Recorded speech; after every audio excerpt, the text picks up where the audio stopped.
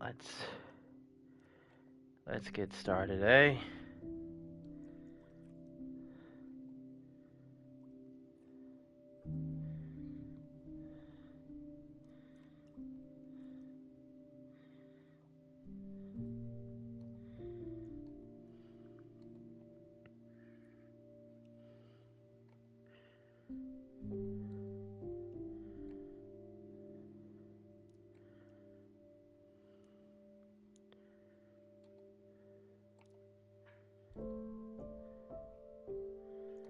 Let's put this in the places it needs to be.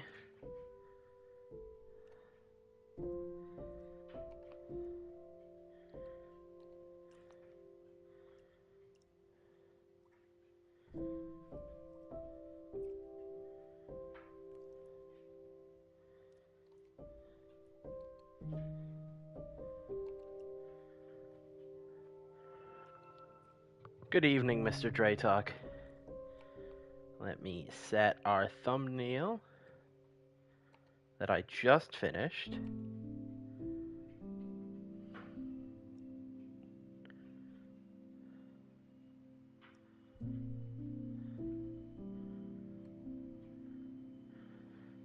Welcome in, R-dubs.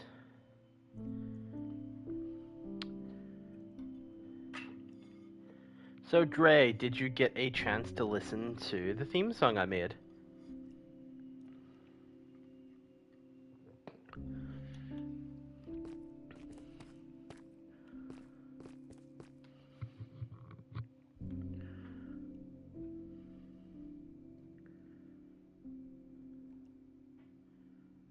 I'm glad you like it.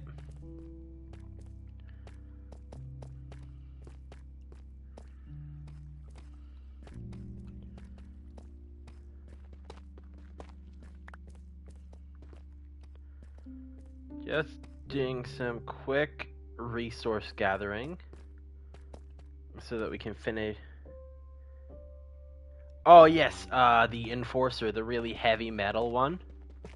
That song is dope as hell. But I wanted a song for your character to almost mirror Caitlyn's song.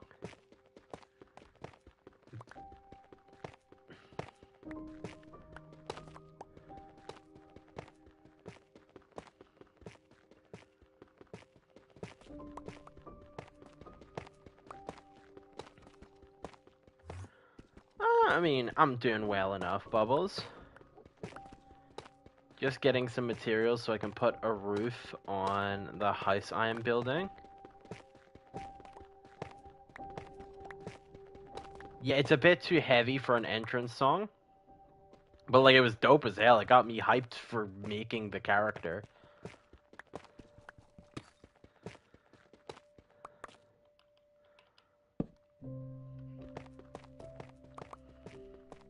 Like, your song pretty much, like, exclusively inspired, like, your full moveset and how I'm going to kind of make your entrance.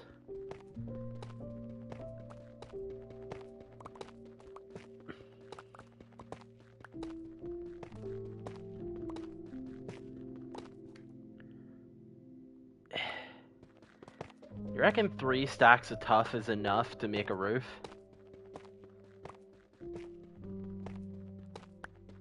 Or do you reckon I need more?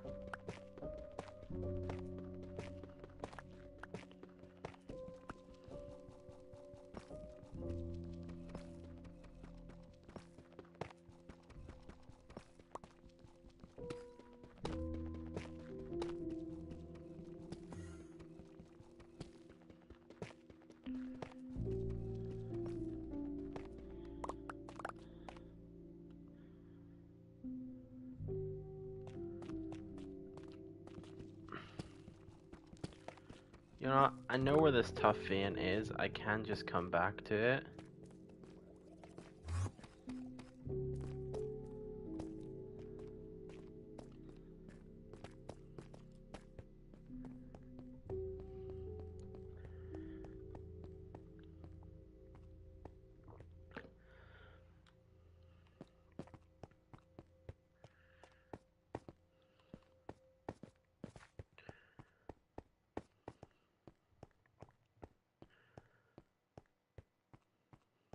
question is, can I just stone cut this straight into like stairs? Do I want them to be bricks or?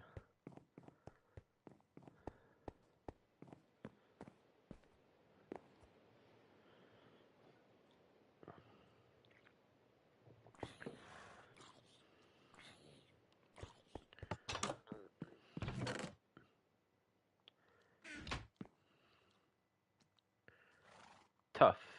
I can just make the stairs.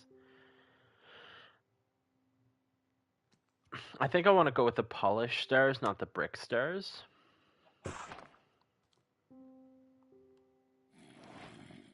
Because the brick stairs are just that little bit darker, which is what I'm going for.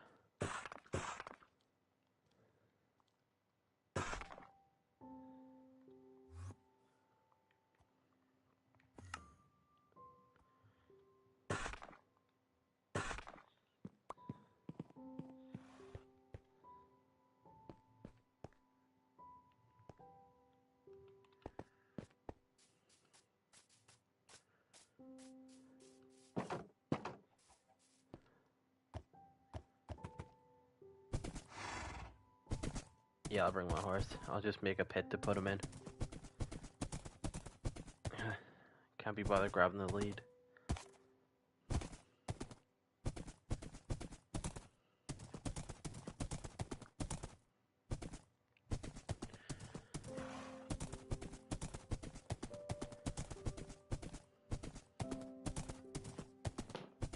Avoid the lava lake.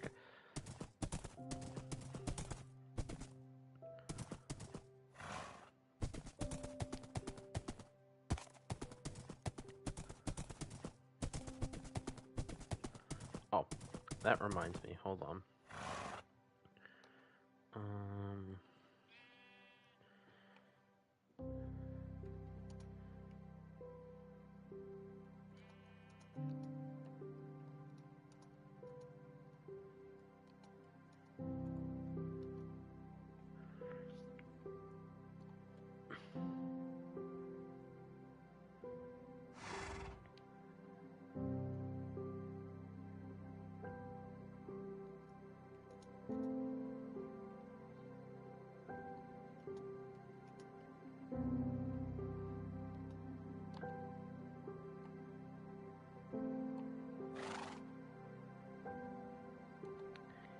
And then we pin that.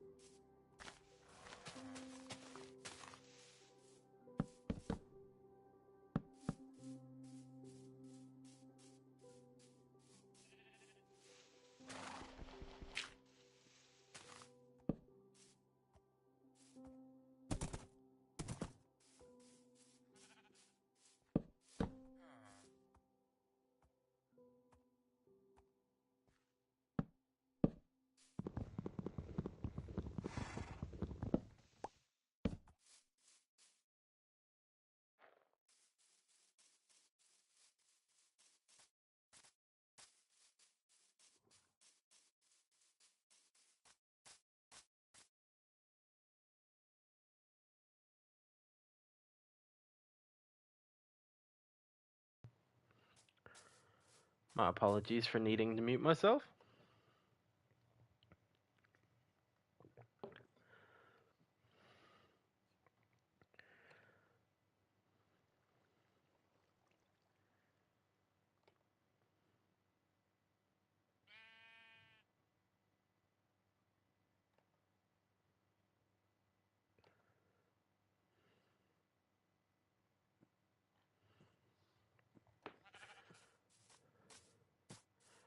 Right. Now forgive me for being a bit slow on this, I am following a tutorial.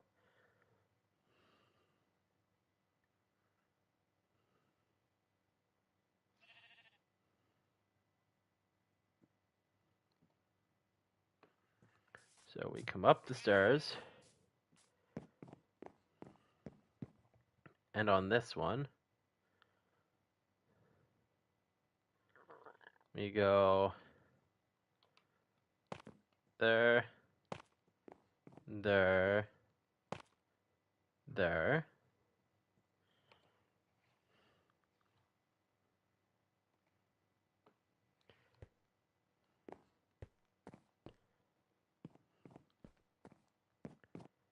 Did I orientate this wrong? Hunter, welcome to the crossroads, man. You're just in time for story time. Okay, so no, it's supposed to... I did fucking orientate this wrong. Right, you... Welcome to the crossroads, Mr. Cheers.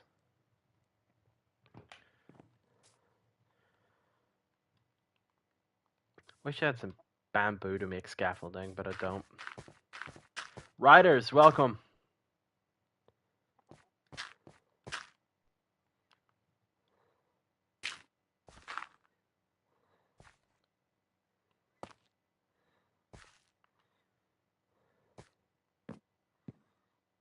And then... like this. And then we're... back up onto our dirt pillar.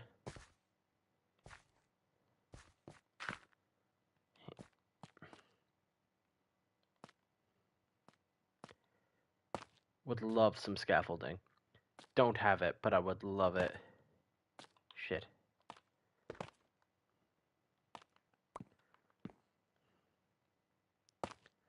Nope.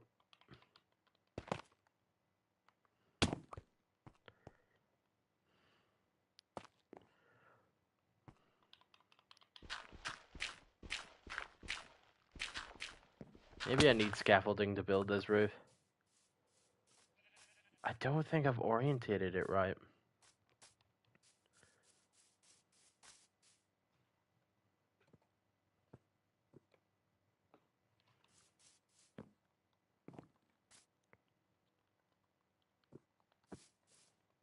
How are we all doing on this fine evening?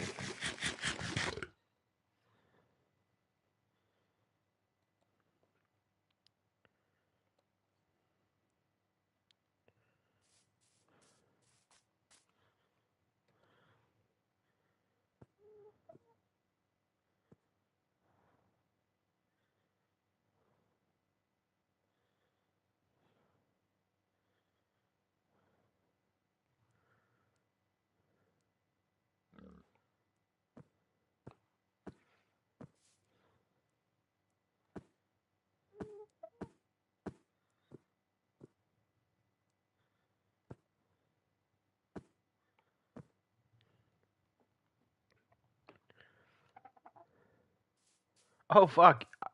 I wish you the best of luck pulling a Tom from the sky, yeah?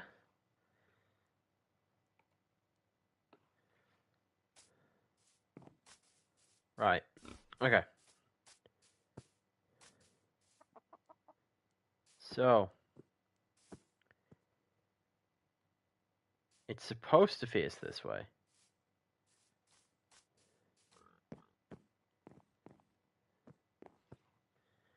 I think. I was going to build this off stream, but life happened and I didn't want to run behind schedule, so we're building it on stream. I hope that isn't too boring for everybody.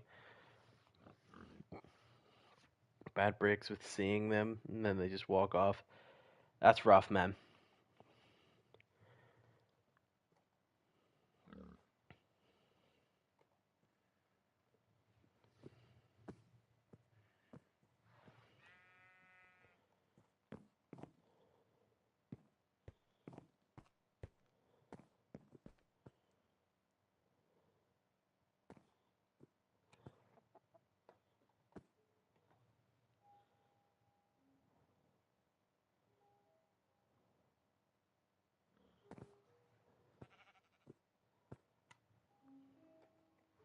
Okay. So I want to be here. All right, there we go.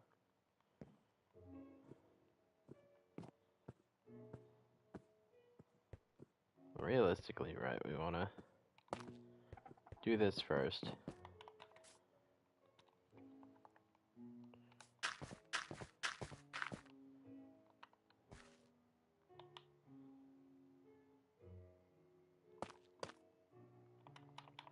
Hope there's a Tom behind him, Hunter.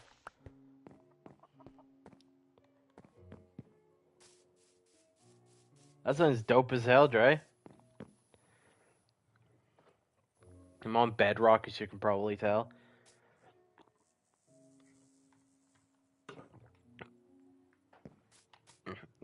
Goddamn lightning bug scared the hell out of me. I thought it was a creeper.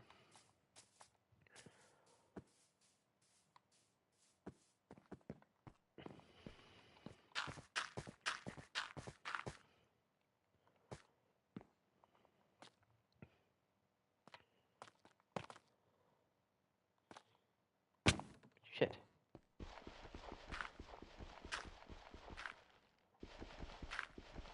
Oh, for sure. I wish you the best of luck, my man.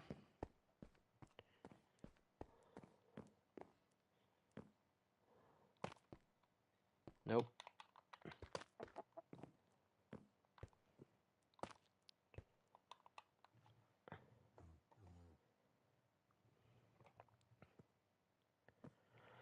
I did see that you had a modded Bedrock server. You're on there with like Nate and Caitlin and stuff, don't you? Aren't you?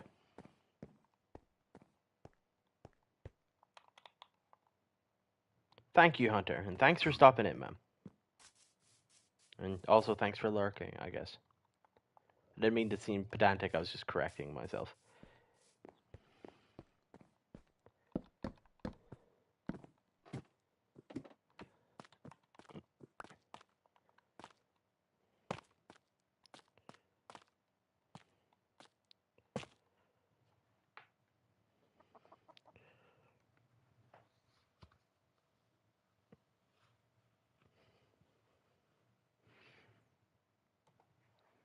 Alright, so I want an upside down step in the middle of this.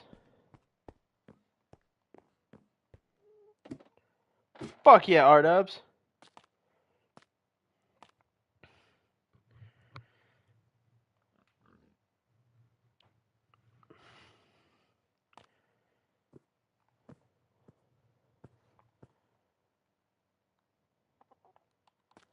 And then what I want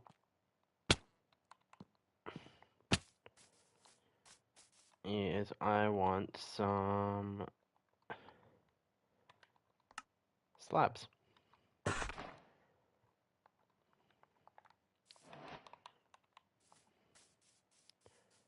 She's not looking too bad right now.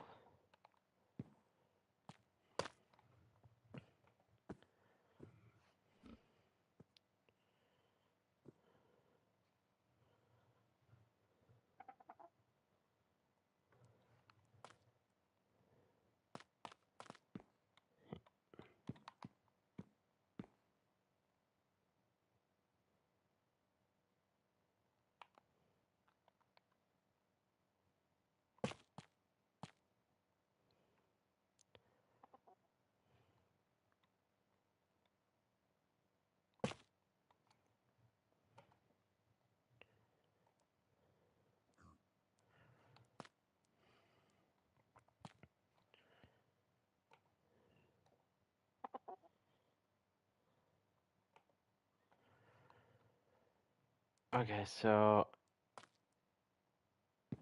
I'm then what?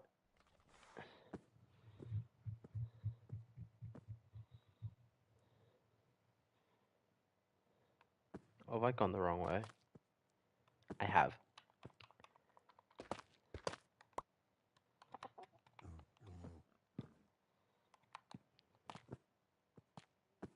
Wait, have I? Oh, this tutorial isn't very succinct.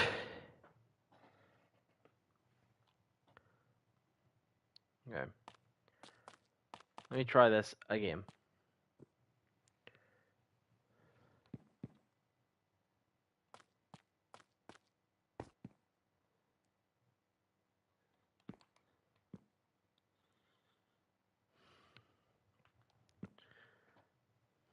Okay, so we want to start here. We want to.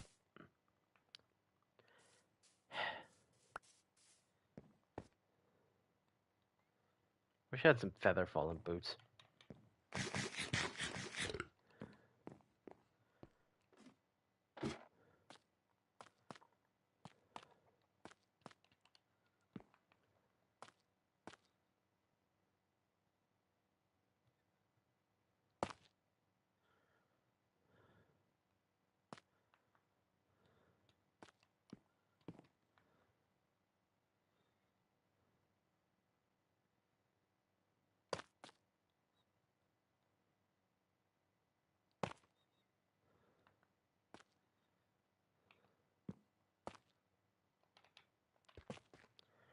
This is not the story time that I promised the people game.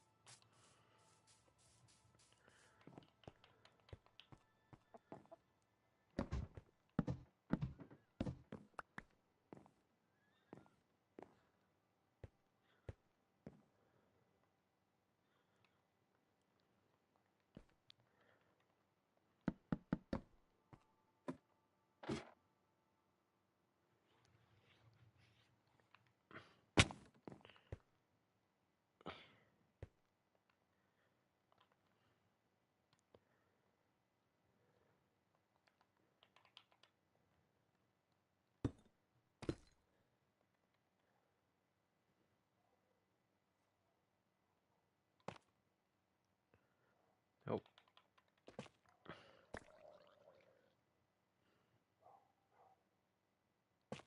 there we go.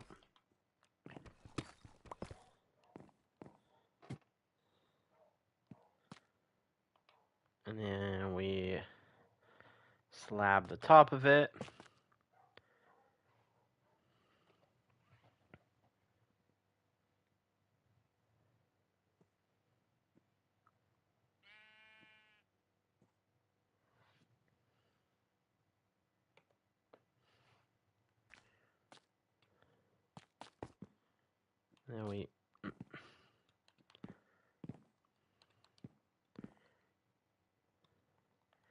Then we need cherry logs is what we need.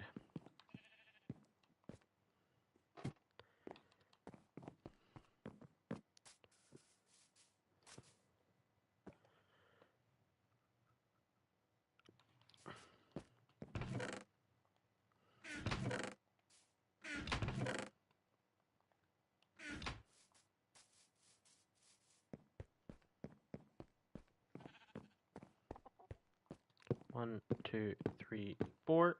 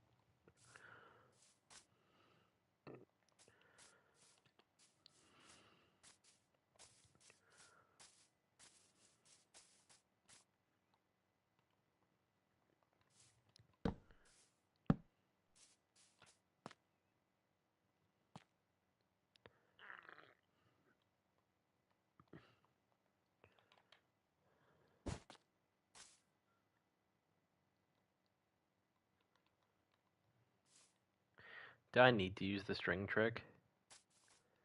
I think I have to use the string trick. I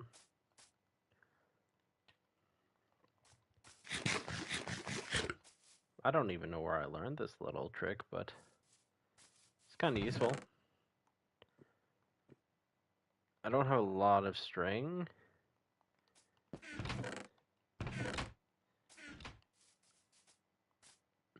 Chaos, welcome to story time. Eh. Eh. Eh. Right, so in theory, should be able to, yeah, there we go.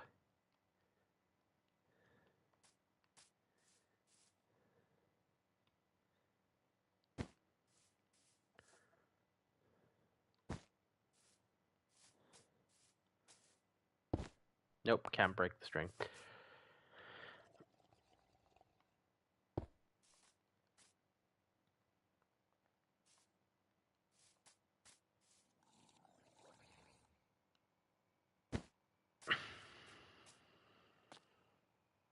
Should be taller anyway.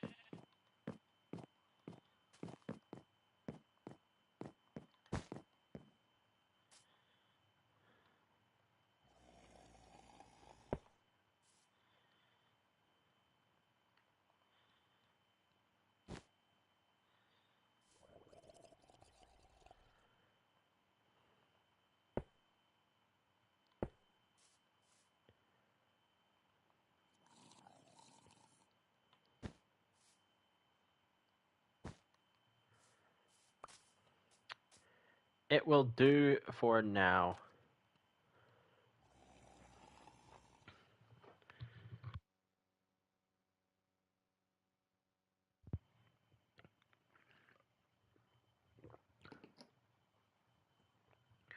Looking at our beautiful view out over the lake. Let's get into the book, shall we?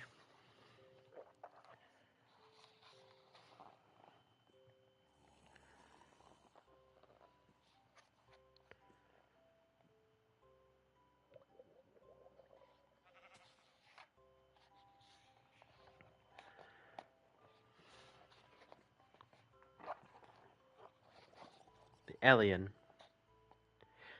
This is the name given to the Welsh elves. They are tiny, elegant fairies whose food is toadstools and fairy butter, which is a little yellow fungus found in the roots of old trees. Their queen is Mab, and they are smaller than I can't pronounce Welsh words. I'm sorry, I can't. I'm not going to try. So they are smaller than the other Welsh fae. In one story from Peterstone near Cardiff, they seem more like ordinary trooping fairies, the good people, who are sorry for humans in misfortune. There was a poor farmer called Rowley Pugh, who seemed to be always unlucky. If blight came anywhere, it fell on his crops. Whenever when every other farmer had healthy cattle, his were sick. His wife was an invalid who had no strength to do anything about the farm, and Rowley was thinking one day he would have to sell and go when he met a little elf who spoke to him kindly. "Don't trouble yourself any more," he said. "We'll look after you. Tell Kathy, your wife, to sweep the floor clean every night and leave a bright fire and a lighted candle. Go early to bed. We'll do the rest." Rowley believed him and hurried home to tell Kathy, who swept the room with a good will.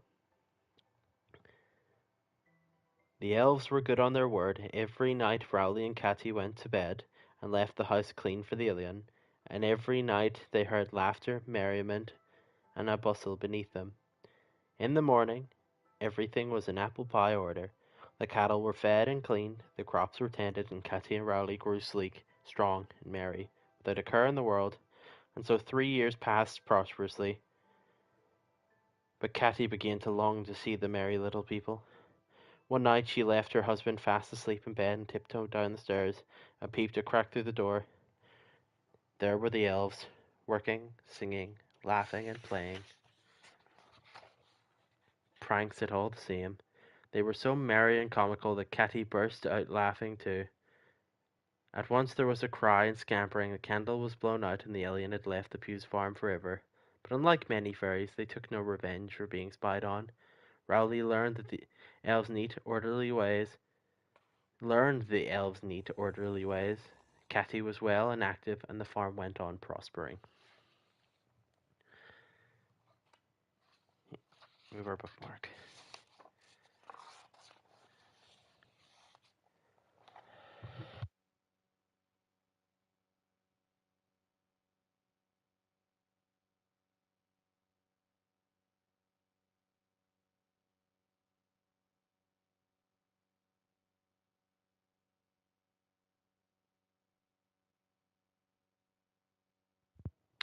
The elves.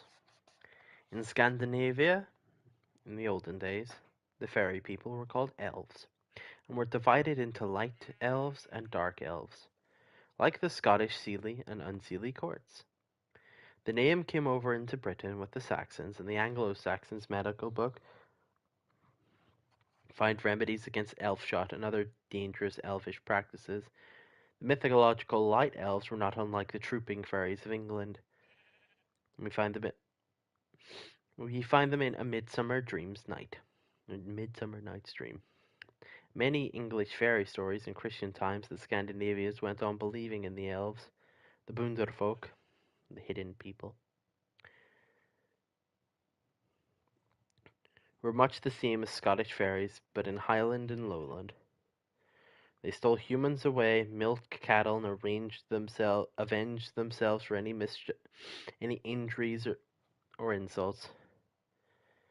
The Boundary girls were beautiful and alluring, wearing grey dresses with white veils, but like other fairies, they could be recognized by a defect.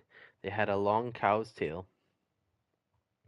A man who was dancing with a Bundes girl saw her tail and realized what she was. He did not betray her. He said, "Pretty maid, you are losing your gaiter." His tact was rewarded with good luck for all his life.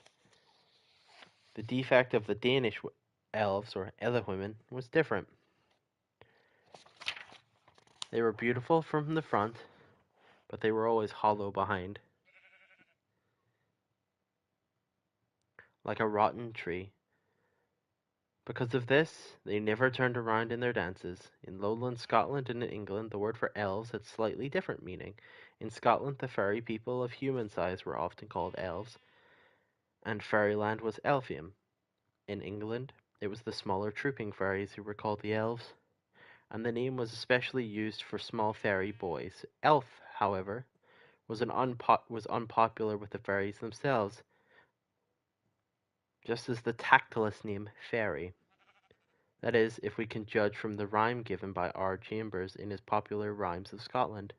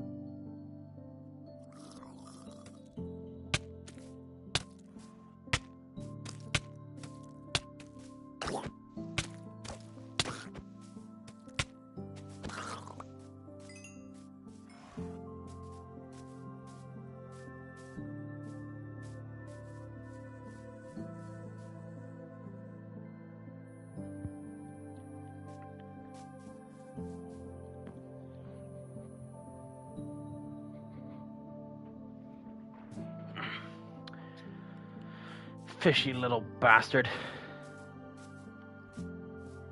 Probably could have used that to get a bit more string.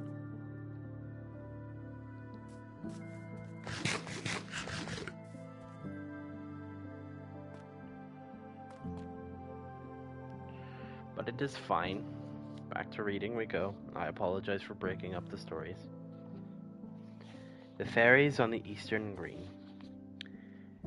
This story of a meeting between the fairies and the smugglers is about Zenner in Cornwall, and it was told by an innkeeper there at the turn of the last century.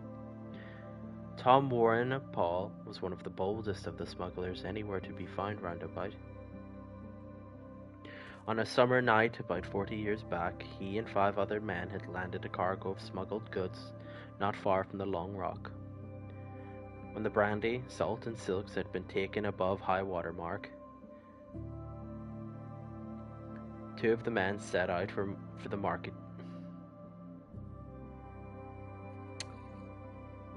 Cannot use this racial term, so we're just going to say for the market, where their best customers lived.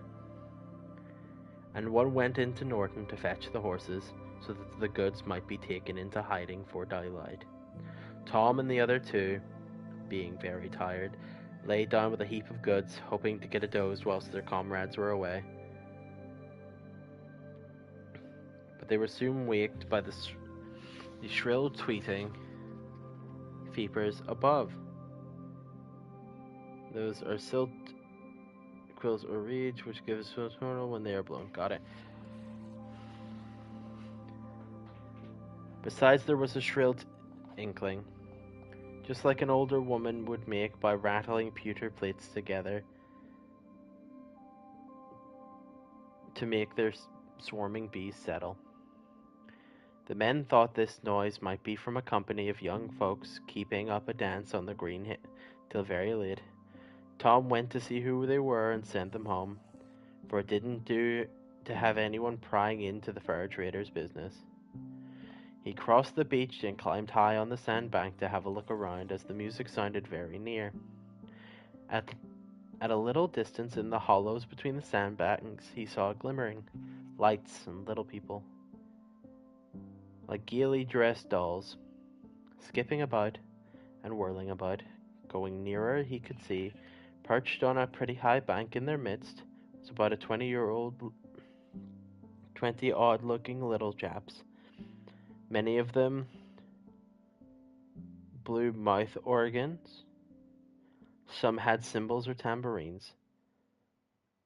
Others played on the harps.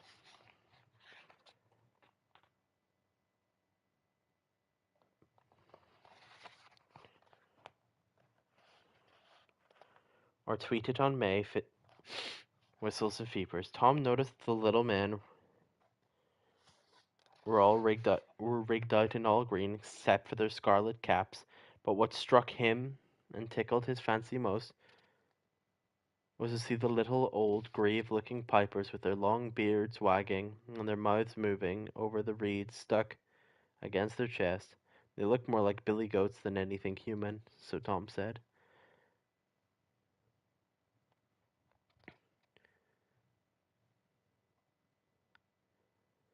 And for the life of him, he couldn't help shouting, "Will he be shaved, old redcaps?" He healed them twice, and was going to do so again when all the dancers and scores and hundreds more had noticed. He had noticed it first, armed themselves with bows and arrows and spears, and advanced towards him, looking like vengeance. The band ranged themselves alongside and played a quick march.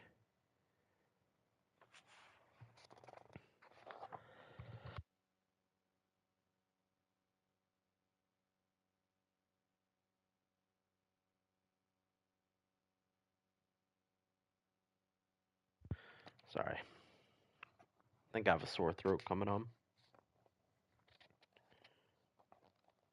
The band ranged themselves alongside and played a quick march, and the troop of Spriggans stomped towards Tom, who saw them get taller and taller as they got nearer. Their threatening looks were so frightful he ran down to their comrades and woke them up Put to sea for your lives. There's thousands of small people and buckaboos most on our backs. They'll soon surround us, and with that Tom made off in his boat. His companions followed close on their heels, but on the way a shower of pebbles fell upon them, and it burned like the coals of fire where they hit. The men pulled away many fathoms from the shore before they dared look up, though they really knew themselves safe on the sea, because none of the fairy tribe dared touch the salt water. At length they cast a glance towards the land and saw ranged up along the shore a company of ugly-looking creatures. As as they beheld themselves making threatening gestures at them, slinging a shower of stones which fell short. When they were about furlong from land, the men rested on their oars and kept watching their enemy till near daybreak.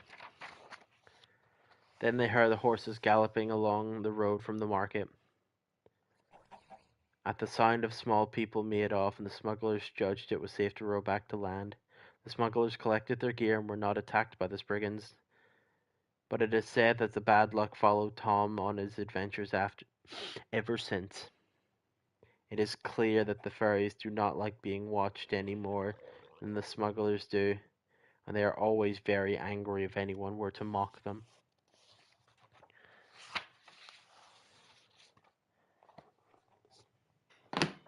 Right. 3 stories in, let's get back to the house.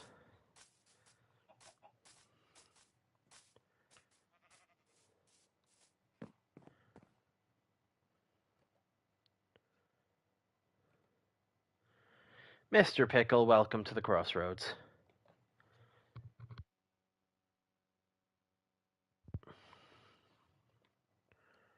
I pulled the tutorial back up.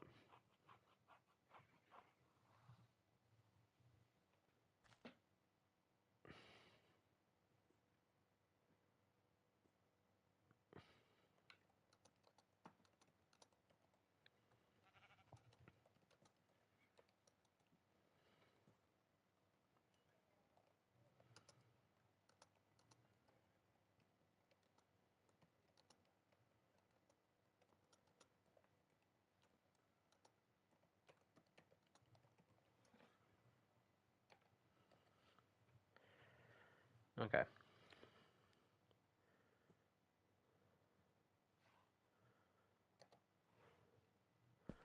So on this 4th pillar we built, we are going to do the same dance we have been doing. Too far? 5 block gap. Shit. Can you not sprint jump 5 blocks, or is it 4 blocks?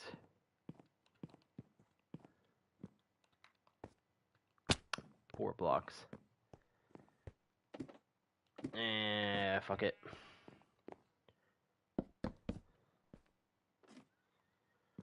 So, which direction are these stairs going?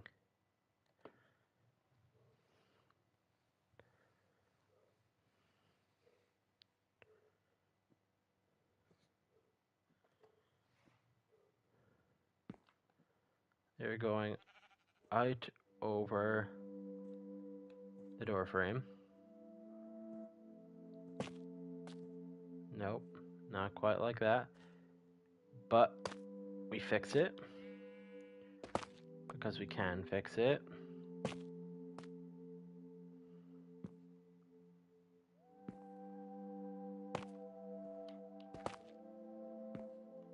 And you're gonna be a shithead about it.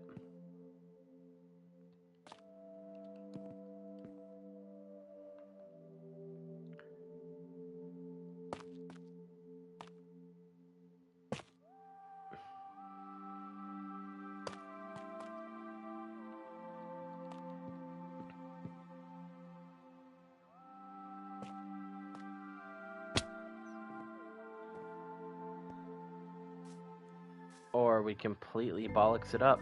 Would you look at that? It takes real talent to fuck something up that badly.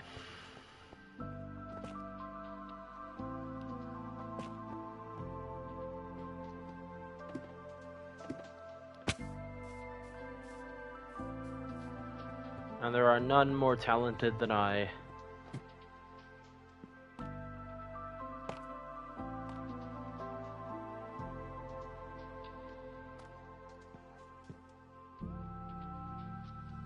Wait, no.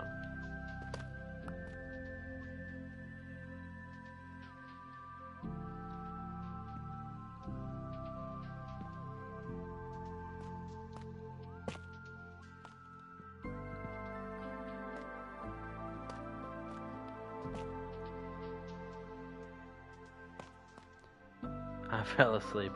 None more handsomer. I mean, that was a given, really, Pickle. I mean, when you think about it.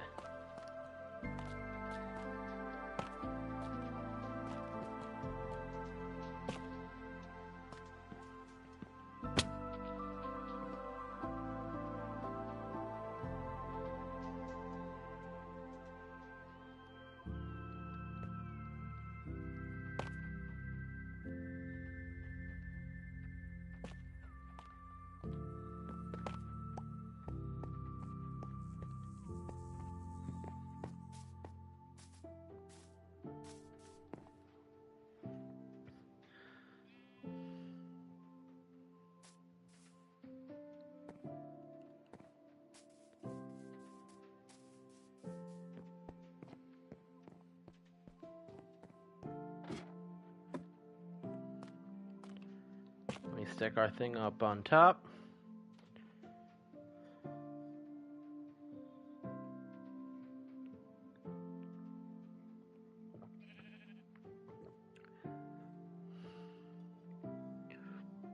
Well, you gonna push for like a 500 yarder, or? Because you might be able to pull it off on one in the river if you can get yourself perched up above it.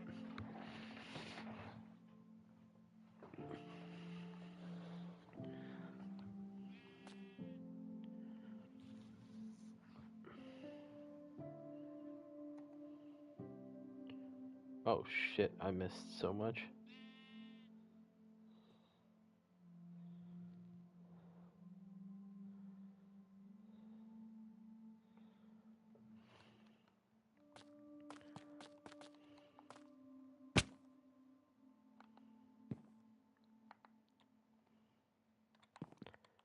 For the one closest to the stairs. So you can go...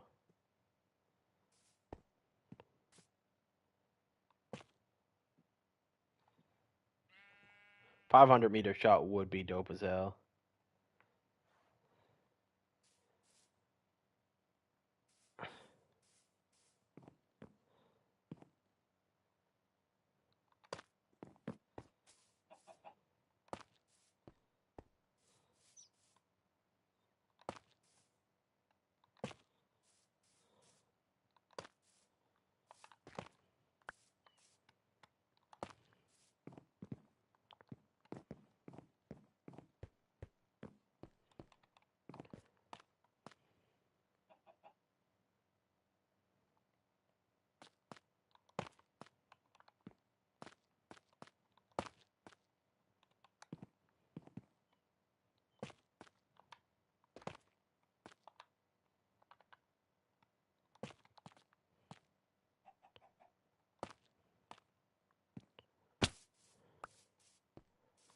Alright, is it like this, or have I spaced it out incorrectly? Let's see.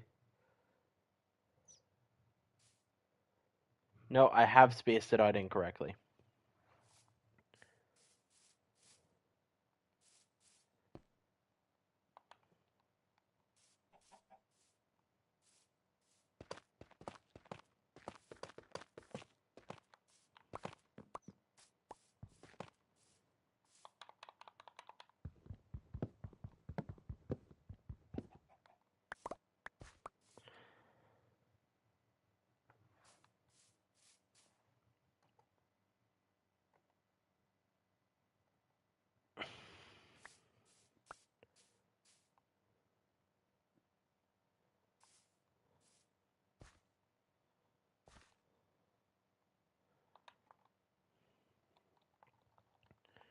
Realistically, I didn't need to.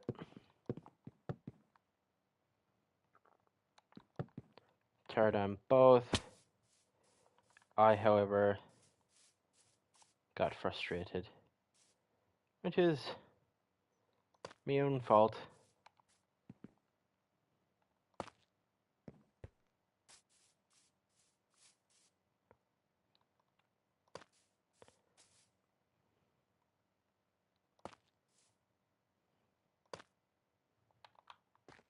Now, why couldn't I place them that good whenever I'm trying to flip them? You know?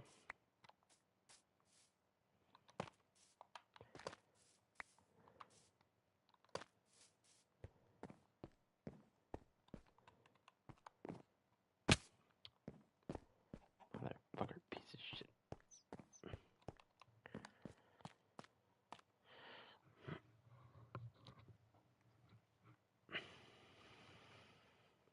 Because we go 1.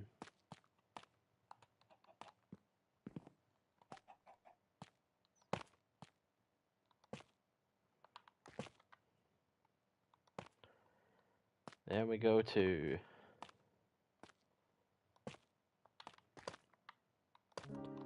We go 3. Shit.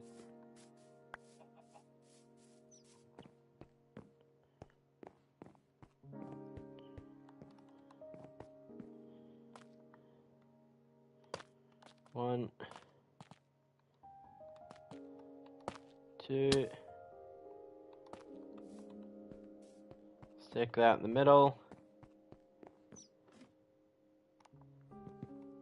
Put a cap on top of the roof frame is done. Let's fucking go, boys.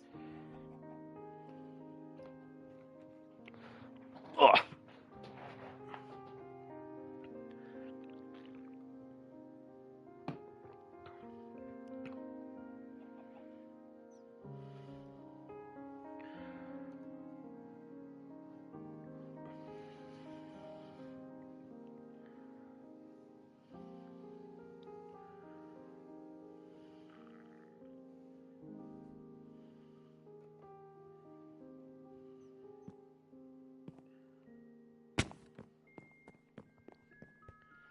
Hold on.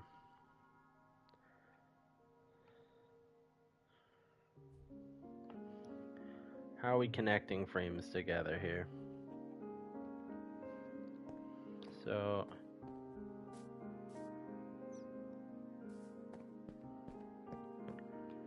what I'm gonna do, just to help myself here, first of all, I'm gonna eat. Eating would help.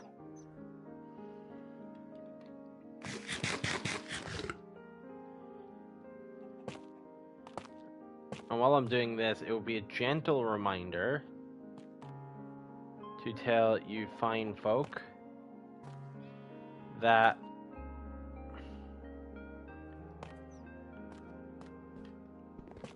or remind you folk to please like the stream. If you're enjoying what you're seeing or listening to, I beg of you to consider coming back again. If you haven't already, subscribe.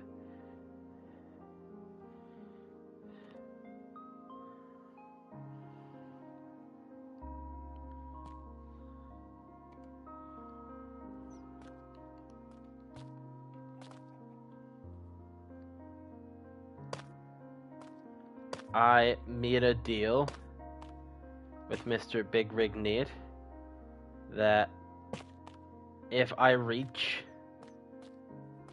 300 subscribers, I will be reading 50 Shades of Grey live on the channel. Not only that, but I will have to do myself the indignity of buying the hardcover collector's edition of that book.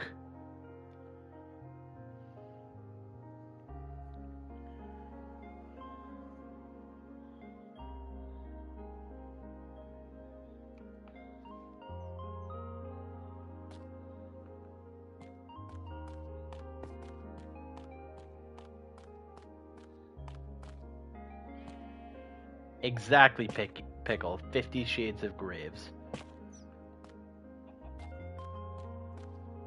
There's the Eero fantasy that people have been missing.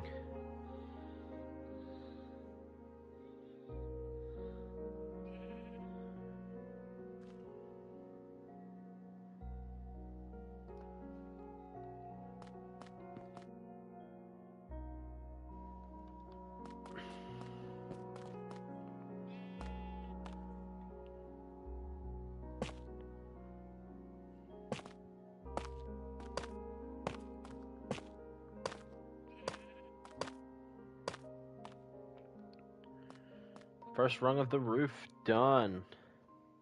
Let's go, boys.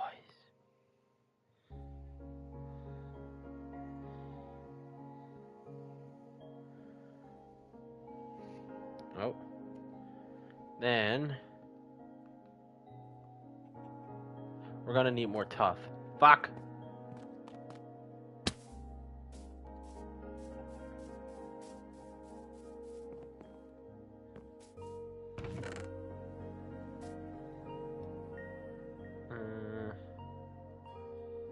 Put away all the non-essentials. Cook the iron. Ladder, fish. Keep bucket.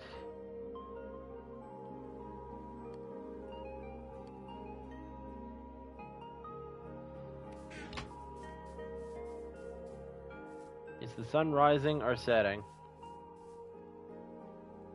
I have no gold. I can't make a clock. Can make a guess though.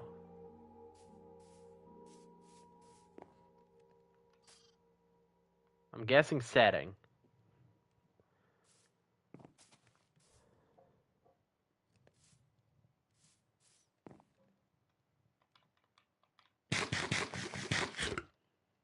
Should have gotten more tough.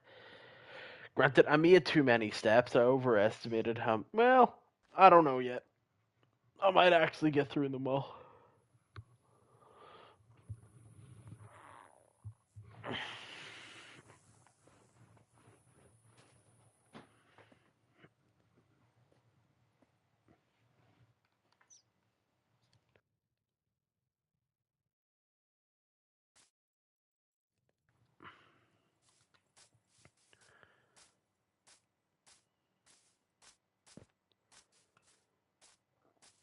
So, Pickle, how does it feel to become the most decorated roe deer hunter in competition history in 2 days?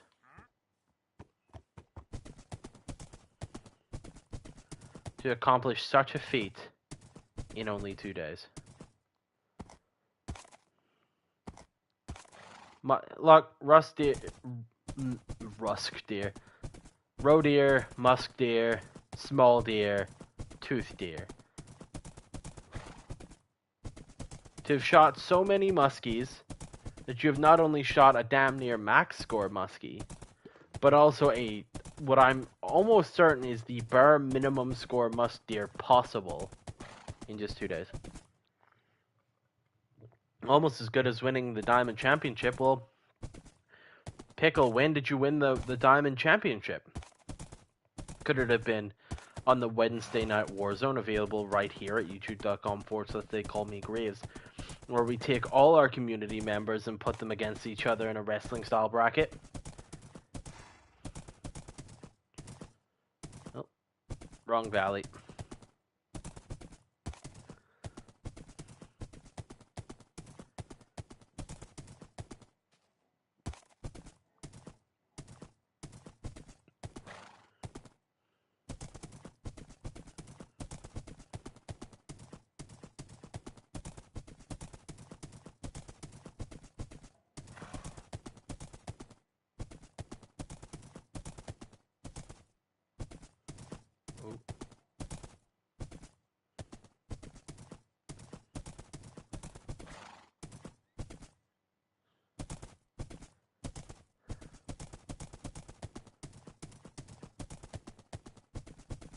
Am I on the wrong side of the mountain?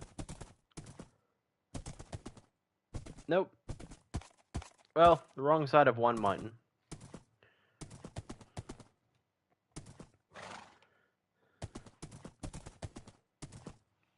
Also, realistically, there was also that big piebald that we shot.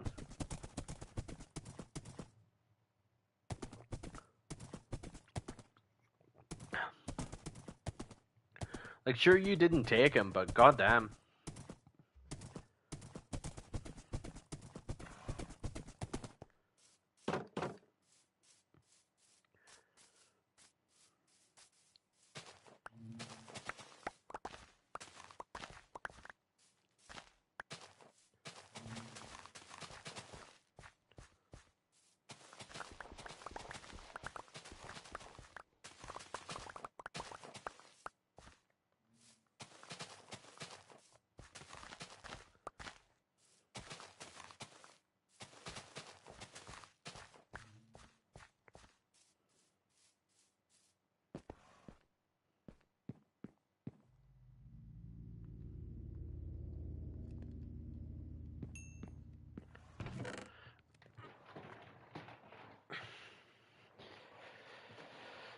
Oh, marry me.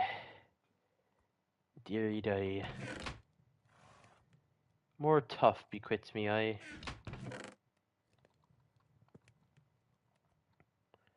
One, two, three.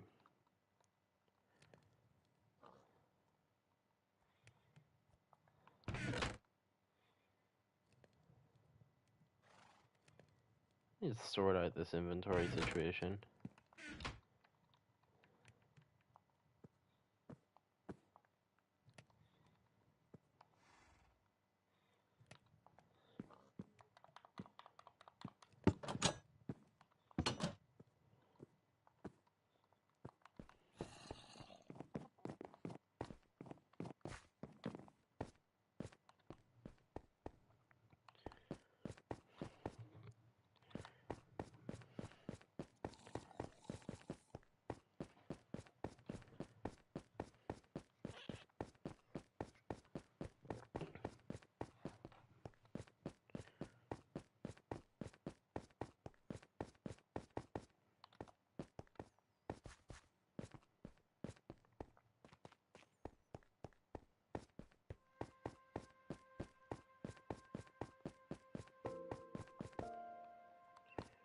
Your firm armor's getting a pretty worn, so might have to take some good time in the mines getting to where I need to be physically. But for now, we're here for tough.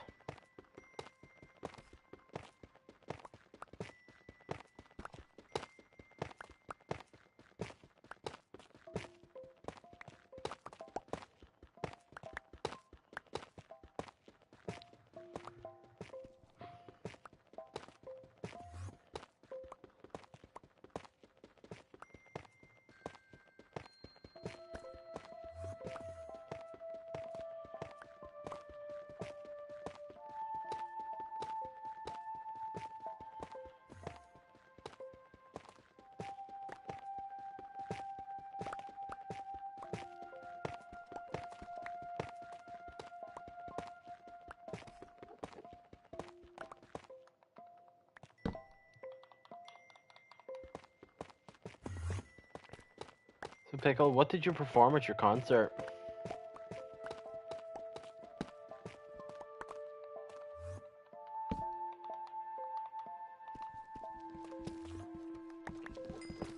For those who don't know, Mr. Pickle here is a fairly talented musician.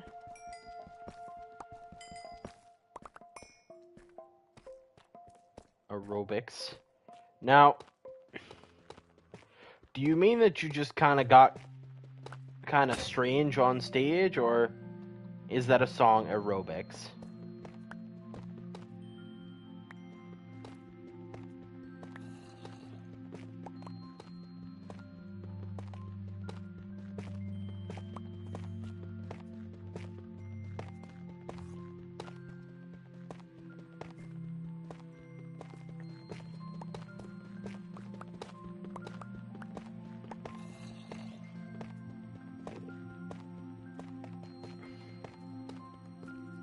We played it in my... honestly, yeah.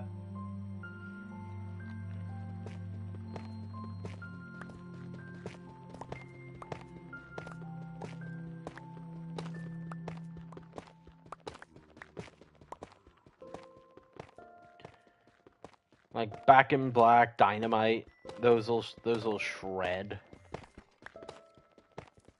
Thunderstruck. And that's only if you're like only running the hits, you know?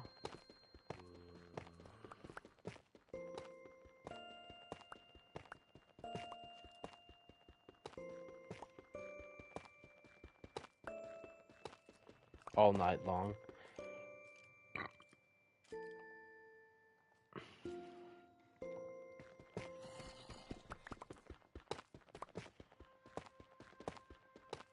I mean, that's a good one to get people moving.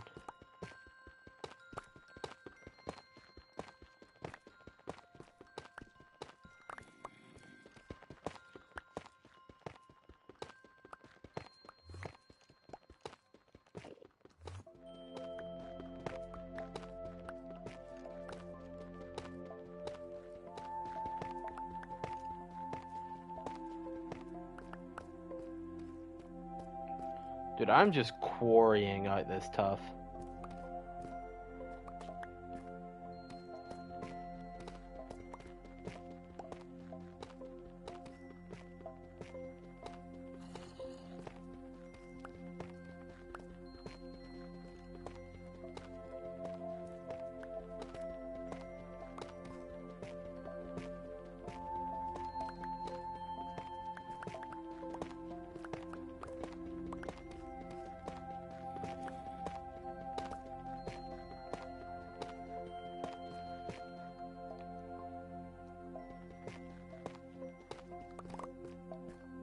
Alright, let's call it 4 stacks.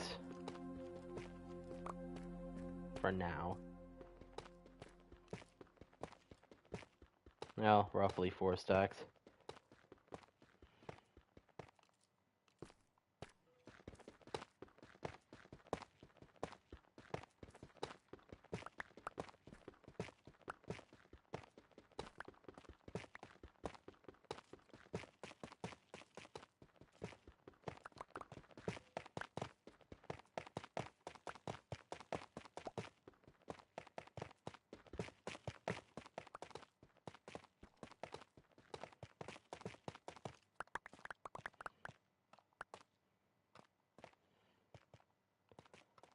That'll do.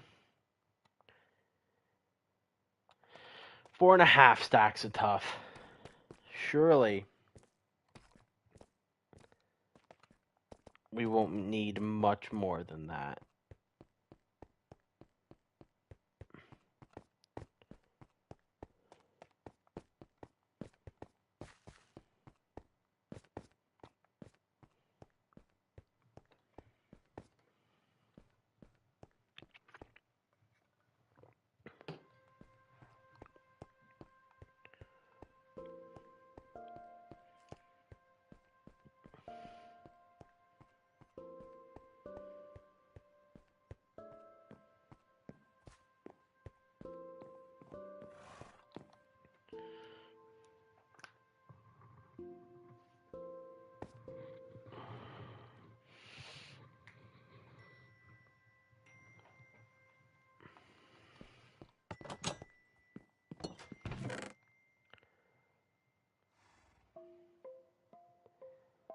Is there anything that I kind of want to bring over with me?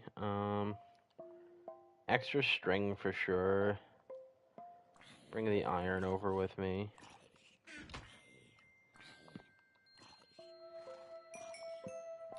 The food for sure. Extra ladders.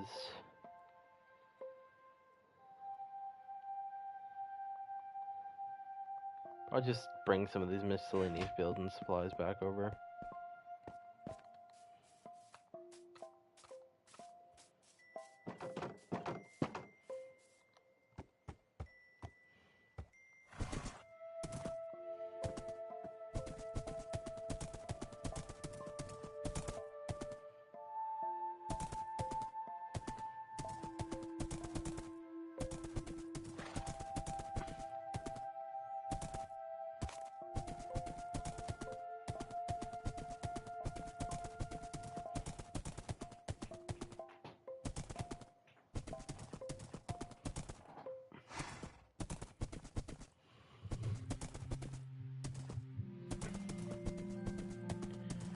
One of these streams I might actually work on the path between the cave and the house.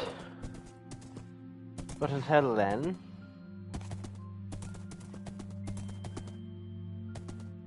we just familiarize ourselves with it.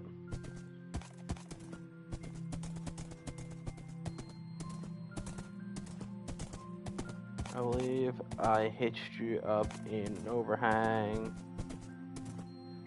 down here. Aha.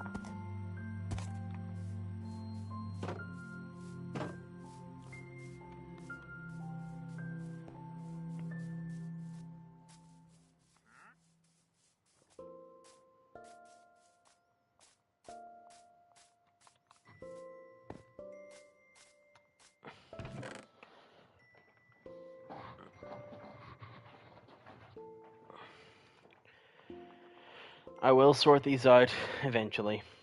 I'm actually, because I can, going to take, let's see, this string,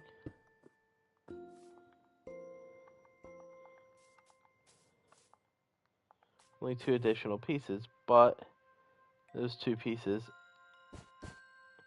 afford me more to my umbrella.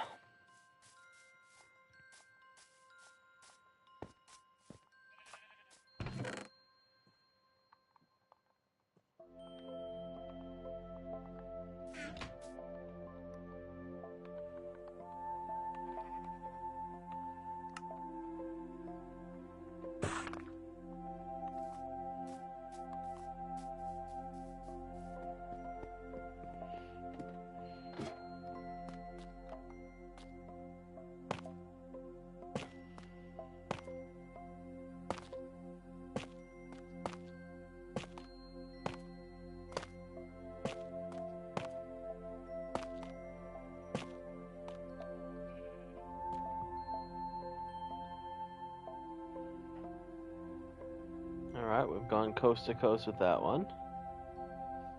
And then we connect this one.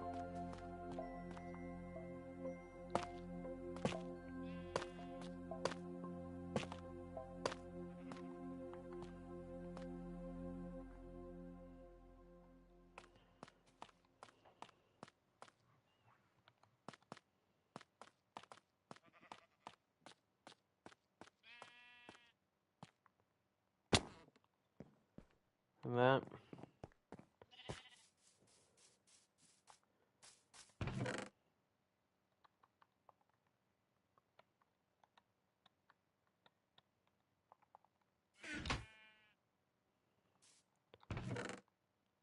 I'll tell you what, actually. Can we get like a wood cutter, like a stone cutter, but for wood?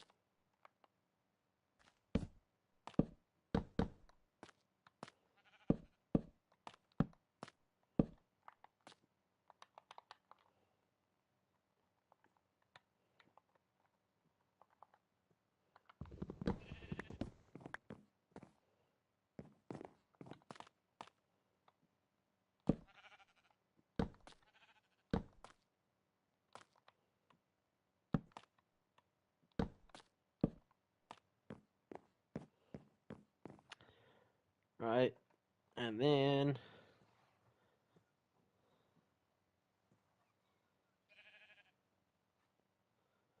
okay, so we're just filling in the frame.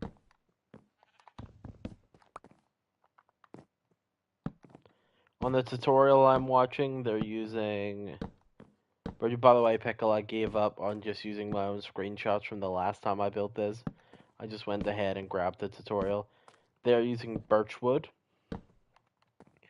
But as I find birchwood to be nasty, I'm going with tough and oak. And I fell. God damn it.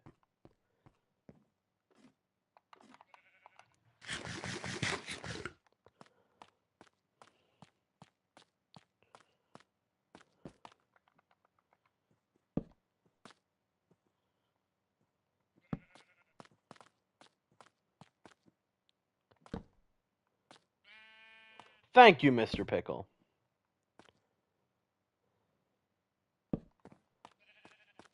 I will say I've seen some really talented builders make birchwood look good. I, however, am not one of those really talented builders. There's a reason I opted to use sandstone in the floor instead of birchwood.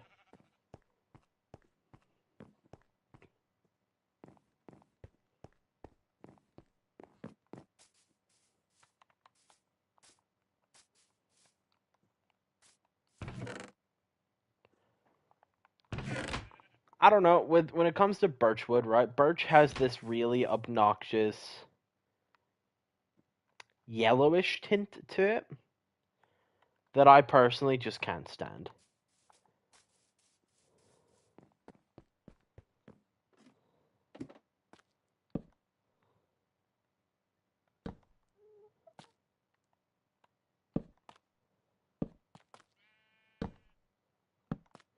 It's the same with diorite, right? If you are a master builder, diorite is an impressive tool to use. For me, who's not a master builder, diorite looks like bird poop.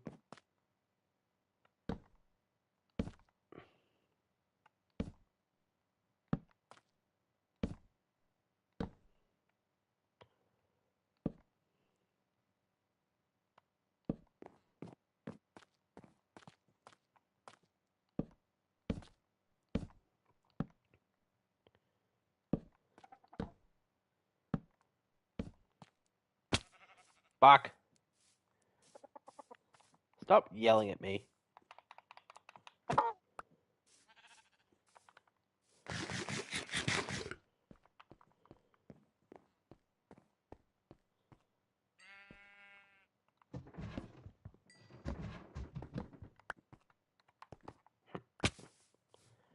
Damn it.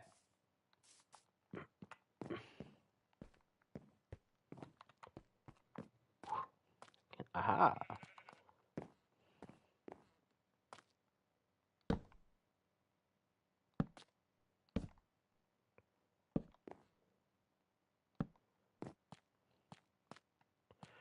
Okay.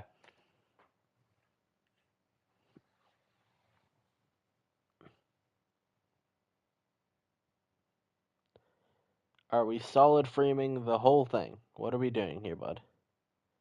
Solid frame. Got it.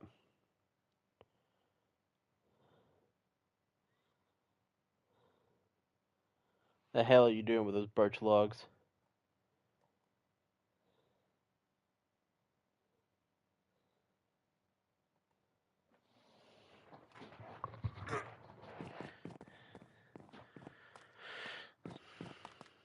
I'll tell you what we're not doing with those birch logs.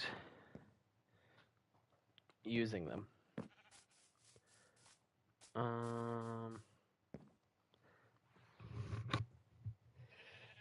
What block can I use to kinda substitute that'll fit with our cherry logs, because I really like the cherry logs. I might switch like the stairs out just for oak logs, just for the sake of having. But let me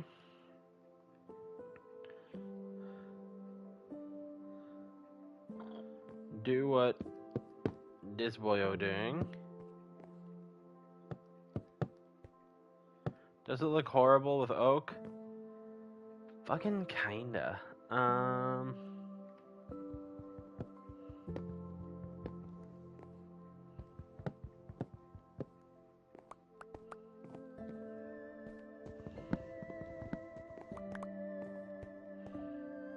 I have used tough.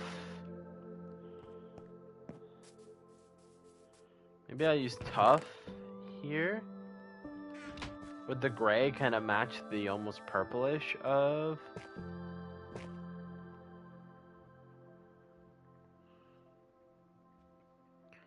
the cherry logs?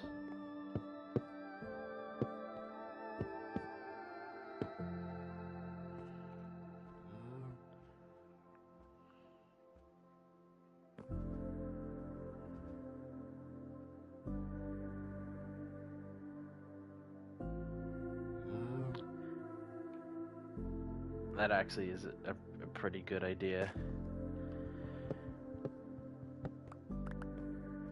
But I'm not going to use the cherry logs for this. As much as I like having the cherry logs as our frame, we're just going to use oak logs for this.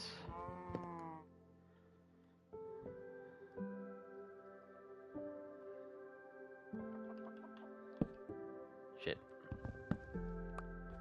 And then after we get this little wall done, we will return to story time.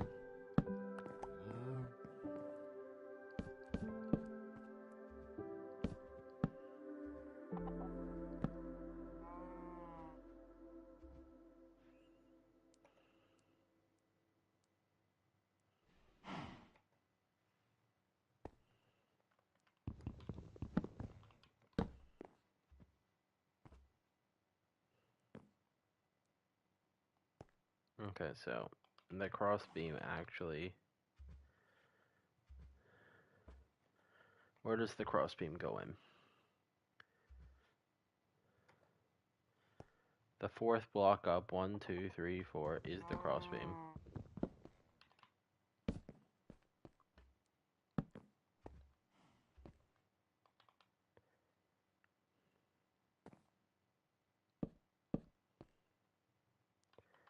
And then we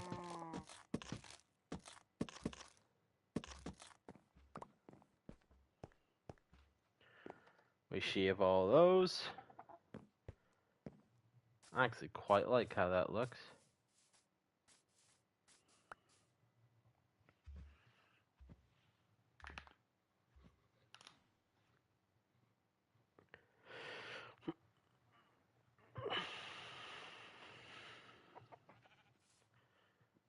And then we take our oak stairs, we put her there.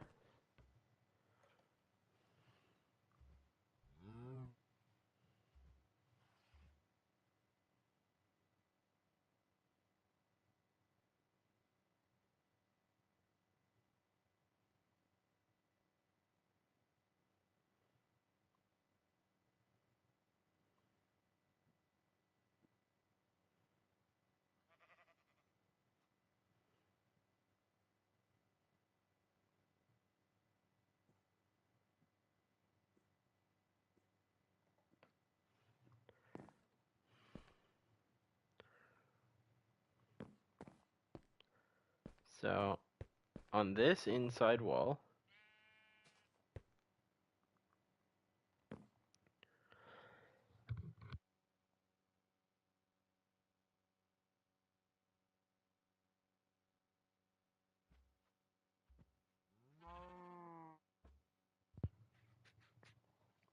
we go basically the Steam story.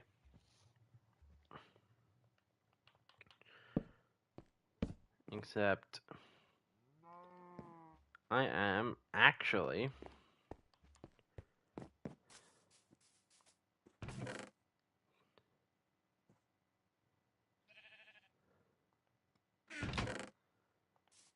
did I already burn through all of my... Yeah, to be fair.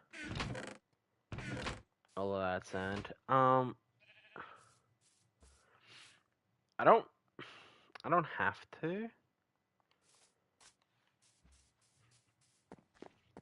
I'll just keep that as a floor design, really.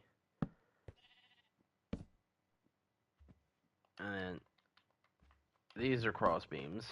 So we're gonna keep these as cross beams.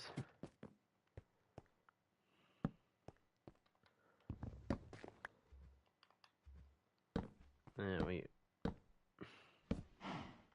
drop it low.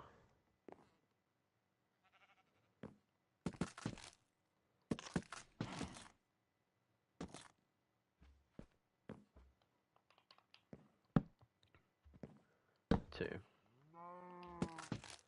There we go.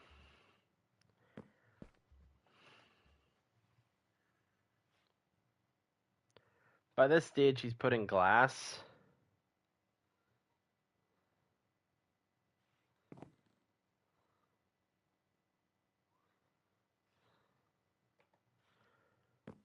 So he's then in between this frame. 2, 3. 1, 2, 3. Fourth one up is the cross beam.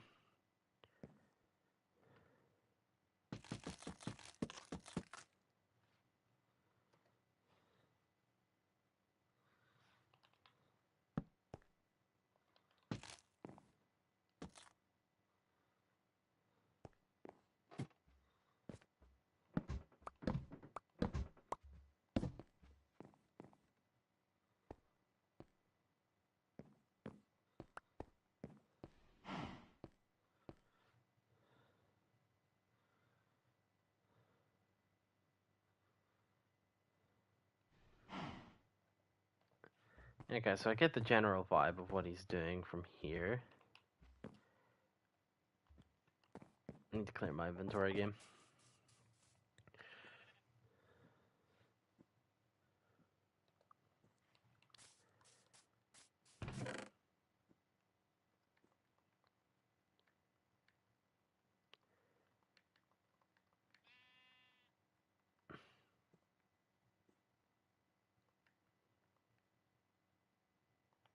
Am I out of oak? I'm not out of oak.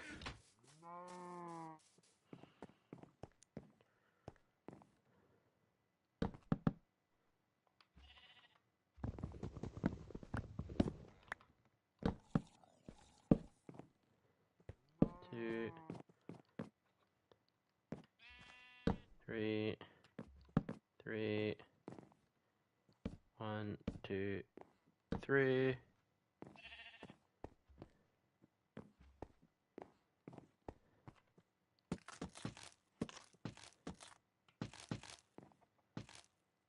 By this stage, the tutorial is adding glass. I, however, lack glass.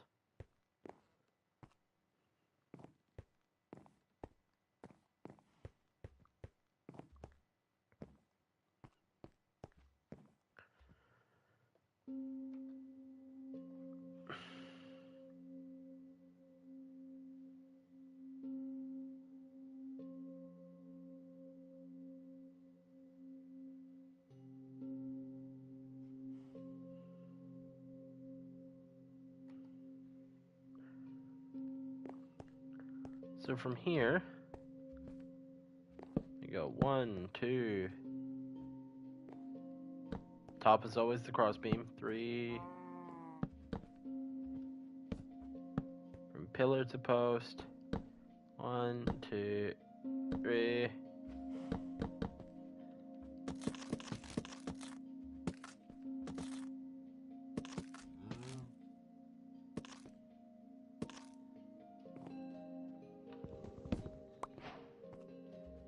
Honestly, for this long one, I'm gonna have both.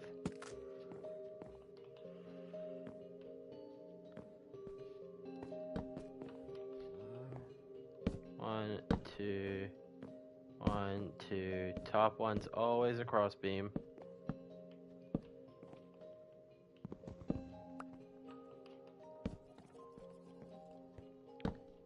Is it simple and uninteresting?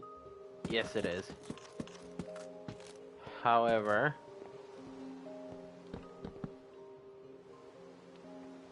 gonna listen while I nap. I hope your nap is pleasant.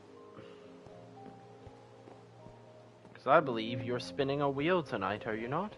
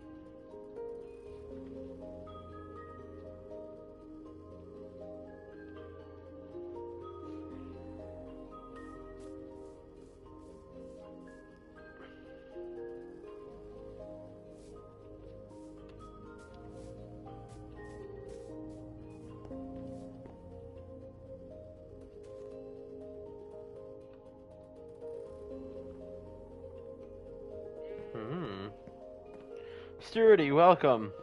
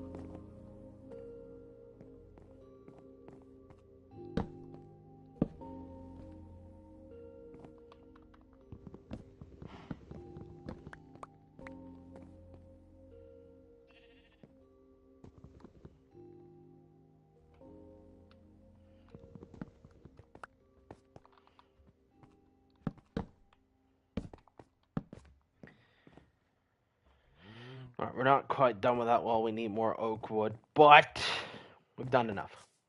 We've done enough building. House is coming to a decent point.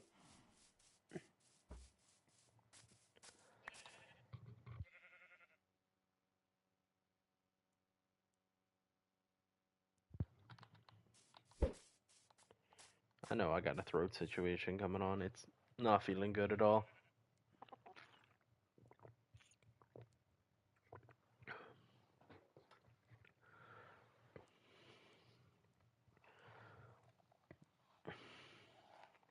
That time of year, isn't it? Fairy animals. There are a great many fairy all over the British Isles. But they are, on the whole, of two kinds. First, there are the wild fairy animals that belong to themselves and have no masters, and second, they're the fairy animals trained and used by the fairies.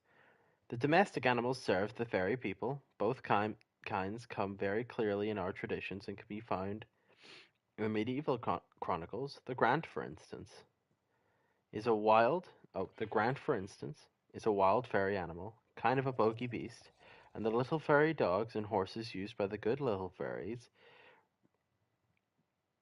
were so kind to the boy Elidor.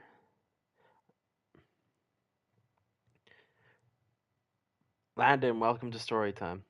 The Grant, for instance, is a wild fairy animal, a kind of bogey beast, and the little fairy dogs and horses used by the good little fairies were so kind to the boy Elidor and the fairy domestic animals. I mentioned both of these in my introduction. Hold on. One moment. I can already feel that you're going to be a problem. Die.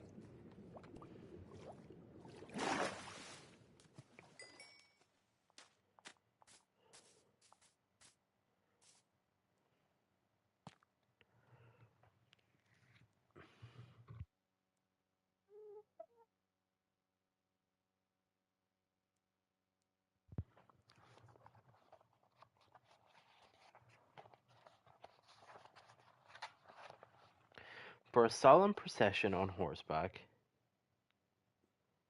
Wait. My apologies.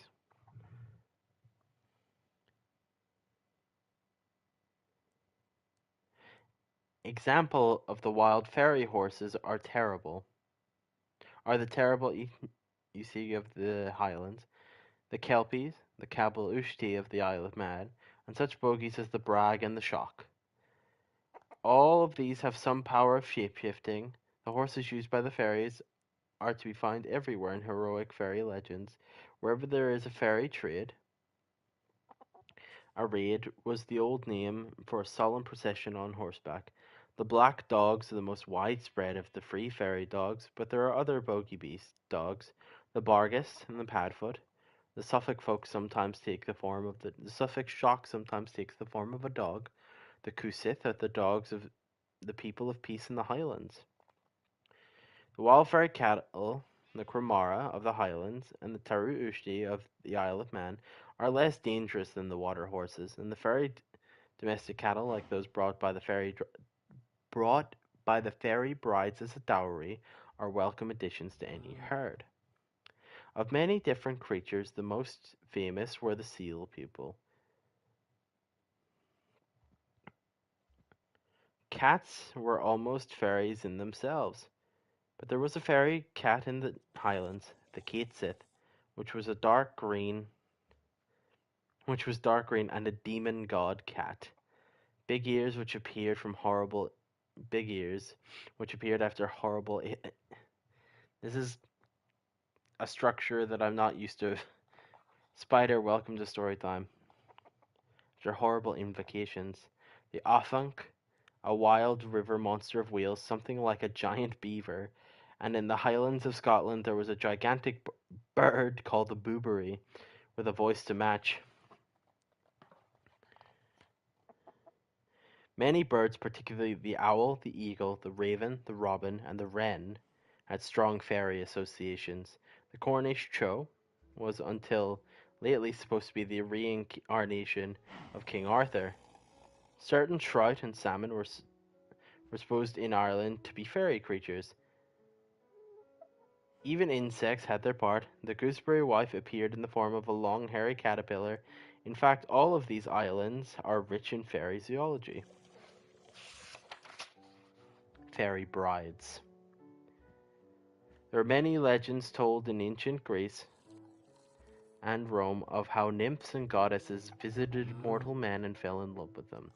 But these loves usually ended in tragedy because the goddesses were immortal and the men were born to die. The same kind of stories were told about fairies long after people ceased to believe in the goddesses. The churchmen and the monks who lived in the Middle Ages were the people who wrote history, and in the old days, because they had been trained to read and write, they told quite a lot of anecdotes from their chronicles, and several of these were about fairy wives. One chronicler, Walter Map, first tells us the famous story of Wild Edric, which was handed down from word of mouth in Shropshire till the 19th century. Map has another story, the fairy wife of Brennock. He tells fucking Welsh names, my man. Oh.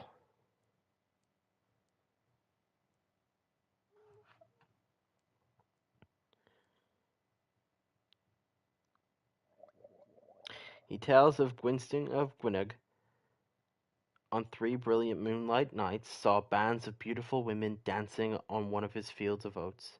He followed them until they disappeared under the waters of Brennock Mere. He fell in love with one of them. He tried to capture her, and it seemed that she rather wanted to be caught. For every night he heard her murmuring under the water, "If only he had done so. If only he had done so and so, he would have caught me." So the third night he did just as she said, and she consented to be his wife. But she said that if he ever struck her with his bridal rein, she must leave him. They lived very happily together for years and had many children, but one day it happened, as she was helping him to catch his horses, helping him catch horses to go off to the border riding, he threw a bridle at her.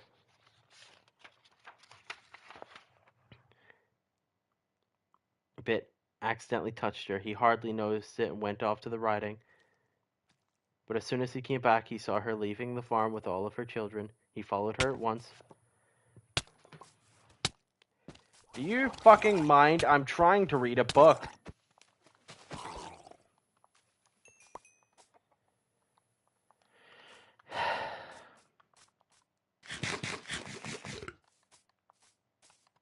See, this is why we're building a house.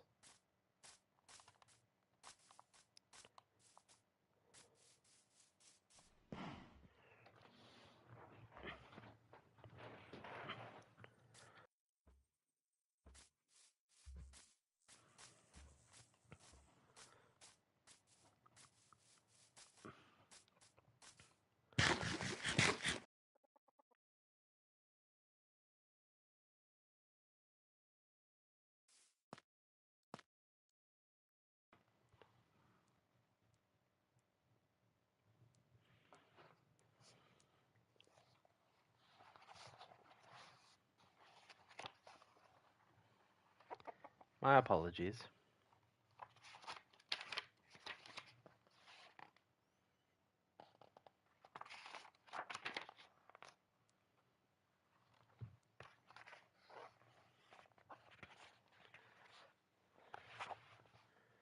He followed her at once with great difficulty and succeeded in snatching back one song from the cavalcade. It is strange that there is someone still alive who traces her descent from this fairy lady.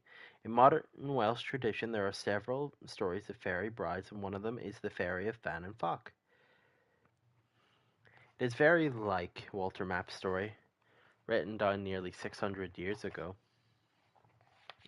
Written down nearly 600 years earlier. In this one, the bride is courted with bread and cheese and thrown into the lake. She's very particular about the way it is baked, and in the third try he gets it right. She rises out of the lake with her father, who gives her a splendid dowry of cattle, but says she is never to be struck, and if her husband strikes her 3 times she will leave him forever and take all of her cattle with her. In the end, this happens, and the husband and his sons are left alone. But the sons had the gift of healing from their fairy mother, and went on to be the famous physicians of Midway. There's another story of a fairy bridal who, which appeared, which had a much happier ending. It is the 13th century poem, The Romance of Sir Launfal. Queen Guinevere is the villainess of this poem. Sir Launfal disapproves of her marriage to Arthur and leaves the court.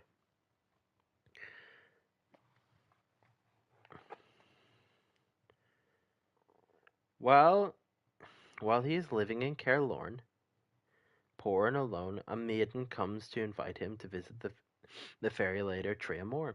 Triamore is very beautiful, and Launfal falls deeply in love with her. She gives him all kinds of beautiful things, clothes and weapons and servants and a wonderful horse and a bottomless purse. She will be with him whenever he wishes for her, invisible to everyone else, but there is one condition. Their love is a secret. He must never boast of her, nor tell of who gave him his gifts, or he will lose her. They were very happy together, performed great feats of arms, so that King Arthur heard of him and summoned him back to court. Still, Lady Treamore came to him invisibly, and they were still happy, but Queen Guinevere was very angry that Sir Launfal would have nothing to do with her, so she taunted and sneered at him until one day he lost his temper and said that he had a lady whose meanest serving maid was more beautiful than Queen Guinevere and any of her ladies. When he went to see his lady, she had gone, and so was his horse and his armor and all of his rich clothing, and his bottomless purse was empty. While Sir Launfal was distracted with grief, Queen Guinevere brought a wicked accusation against him, and he was brought to trial. But many of the knights of the court knew that Guinevere was a bad woman, and they asked for further trial, and said that since Sir Launfal had spoken disdainfully to the queen in her court, he must be allowed time to make good on his words and produce a beautiful lady. Sir Launfal had no hope, for he knew that he had forfeited his lady by boasting, and Queen Guinevere became more exultant as the days went by. At length it was the last day, and the gallows were set up, and Sir Launfal was brought out to die, but the knights said, "The day is not over yet, we must wait till the sun sets." So they waited, and when the sun was getting low, 10 ladies in rich clothes came riding into the field, and the knights said, "It is true that they are all more beautiful than our ladies. Which of them is your bride, Launfal?" And Launfal said, "None of them these is my lady." Then another 10, still more beautiful, rode in, and still Sir Launfal said none of these was his lady. And then at last one more lady rode in on a white horse through the town. Lady Treamore, shining like a star, and Sir Launfal said, "This is my lady." And the knights and the ladies cried out he had spoken no more than the truth. At Sir Launfal's horse was led by a squire out of the wood, and he was mounted and rode off with his lady. And the whole bevy of ladies followed him, and they all rode off to the Isle of Oleroon in Fairyland. Sir Launfal had never been seen again by mortal men, but once a year on a certain day his horse is heard neighing in Fairyland, and a bugle sounds a challenge. If any man were bold enough to answer it, Launfal would come out and joust him. The fairies used to always forbid people to tell of their gifts, and in this tradition lasted until the 19th century. In the Irish traditions, there are stories of fairies who took their mortal lovers to live with them in the Enchanted Islands.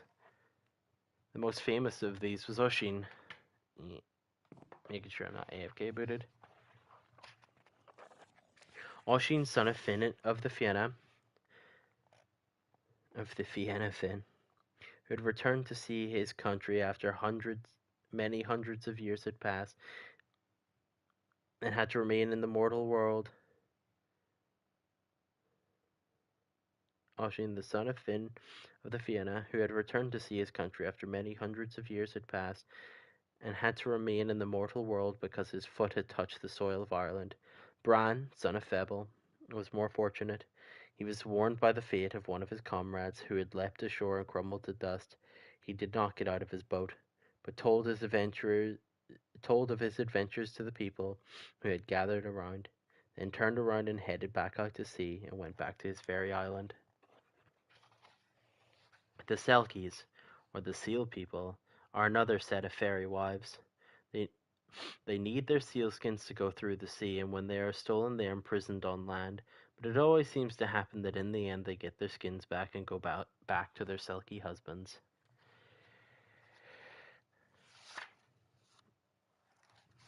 Right. Stop that there. Back to our house building. Did I miss anything in chat while I was reading?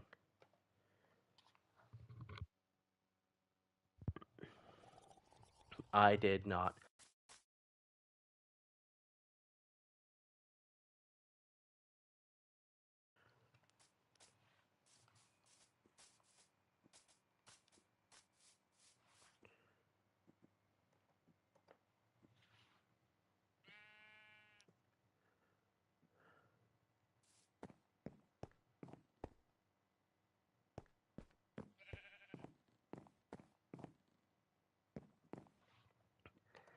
Yeah. I need more oak logs. Luckily for me, there be a tree.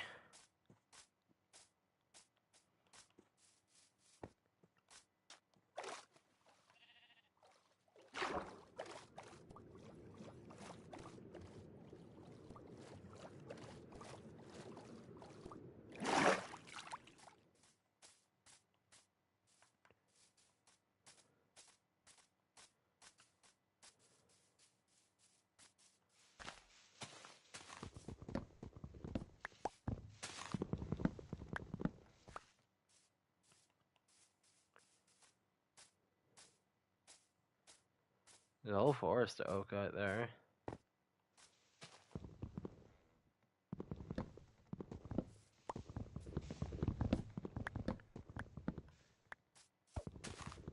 I do need to get glass. So I think while I'm out and about, Did I leave my boat out here? Or did I take my boat with me? I think I took my boat with me. Damn. Well, I'll use some of the cherry wood. May as well.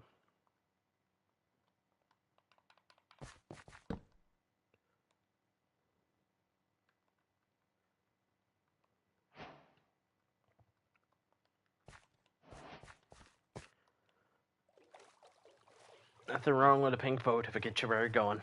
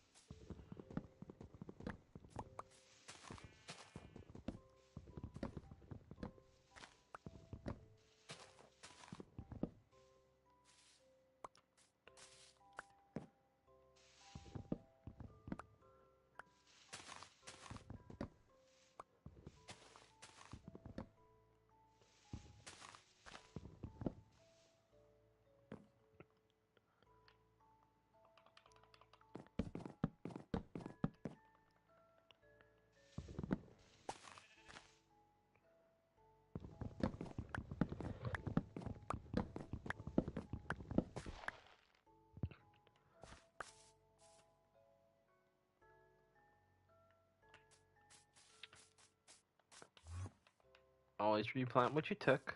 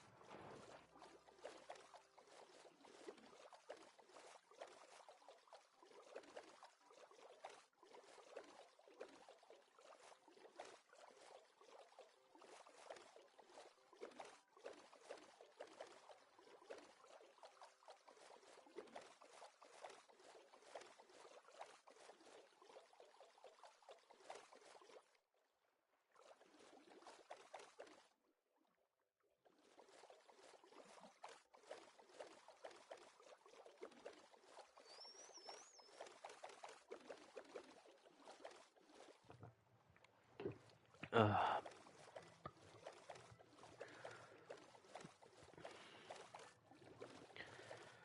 Tell you what, boys, I'm doing my throat no justice.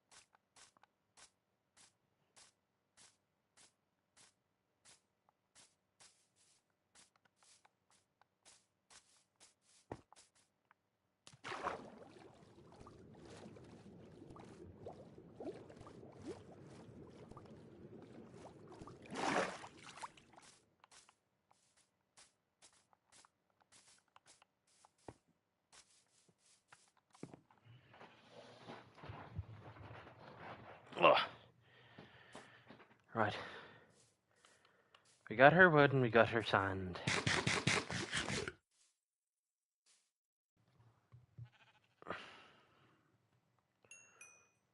Iron, smelter iron.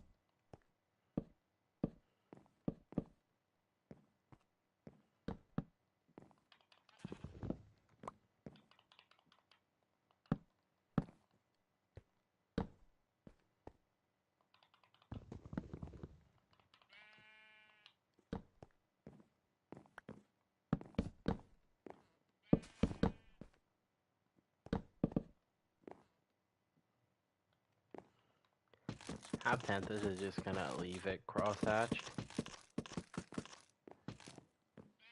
Makes it just a bit more interesting to look at, you know?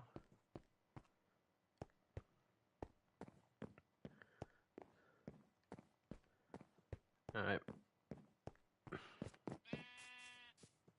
Now, we are going to follow the tutorial here. However, it also just might not turn out right, depending on whether or not these fancy graphics have connected glass textures, which they don't. Pains it is. Does it look ugly as sin? Yes, the fuck it does. But we ball, baby.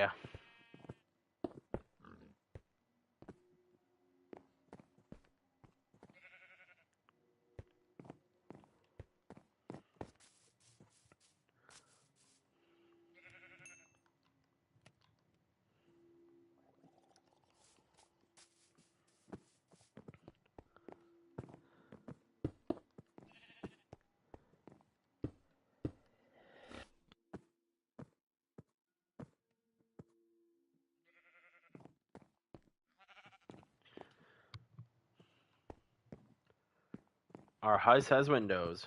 Hell yeah, fuck yeah, boys.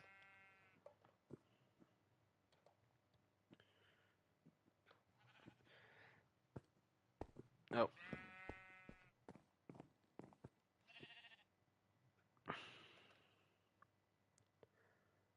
Shit. Alright.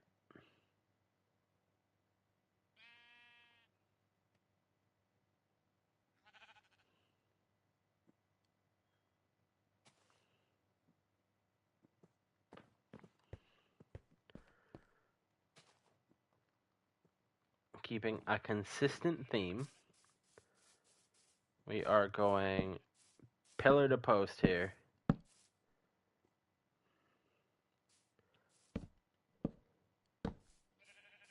Our overhead always comes like that.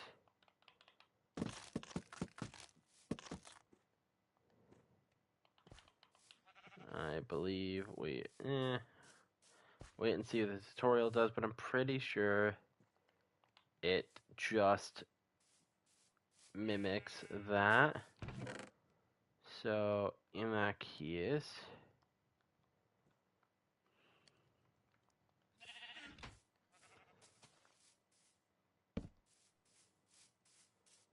We do this.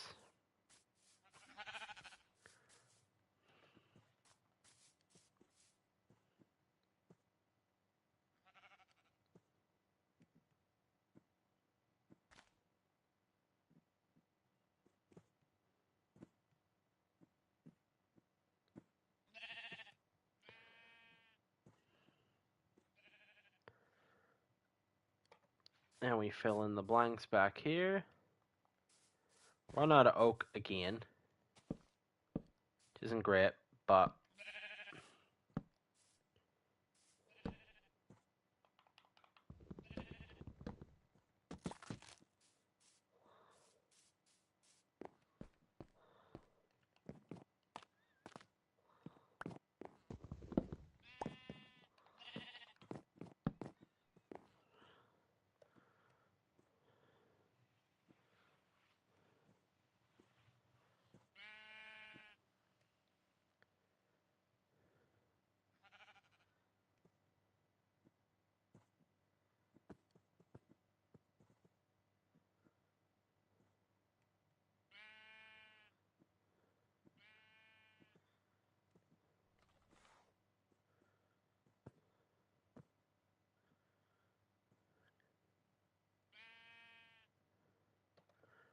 fucking okay, right.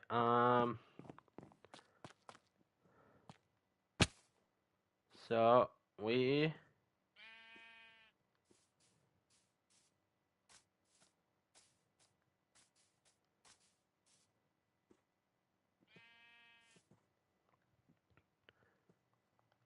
need our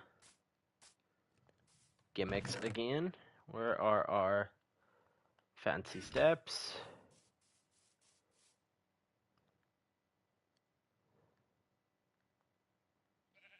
Funny enough, actually, he doesn't use these here. He uses the frame logs. So that's what we'll do. We will use our frame logs for a bit of color. And then the cheeky shite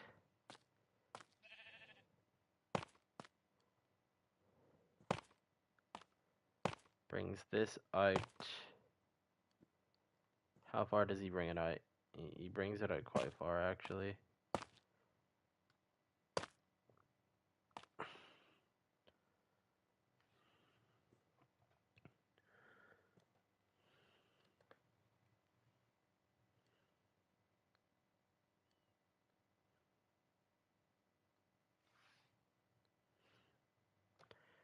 So he brings it out until he gets it to about here. Then he doesn't do exactly what I'm doing and fucks it up so many times in a row that it's almost comical. Come on. See, I can do this.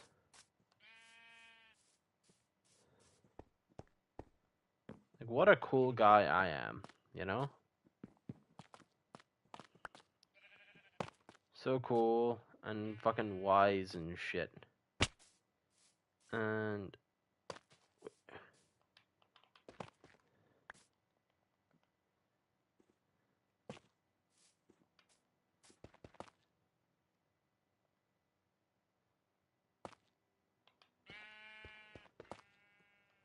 do I need to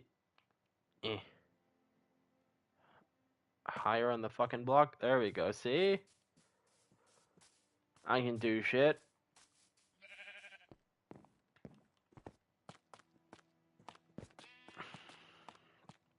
And then we just ramp that there, nice and pretty.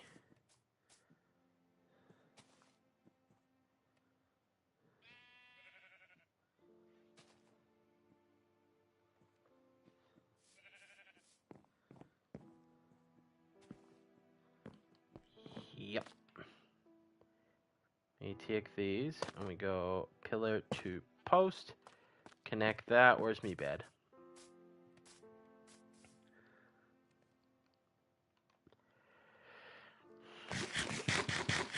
We're gonna play this game.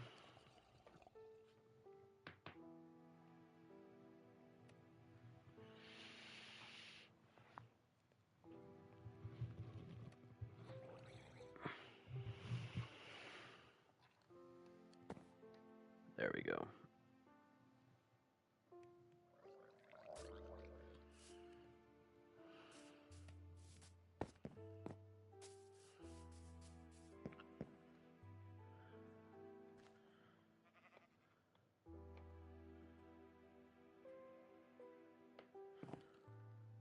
So we need our fancy slabs.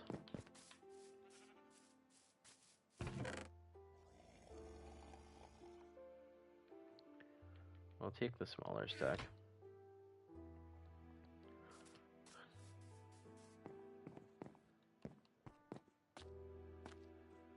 And we are connecting our fancy slabs with our fancy stairs.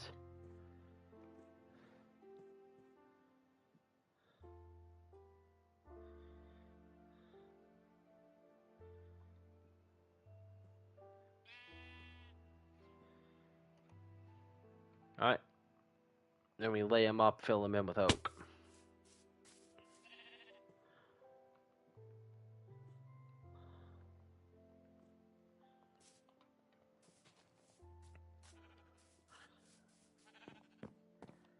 What? 1, 2, 3. 1, 2, 3. 1, 2, 3. 1, 2, 3. 1, 2, 3. 1, 2, 3. 1, 2, 3. Drink.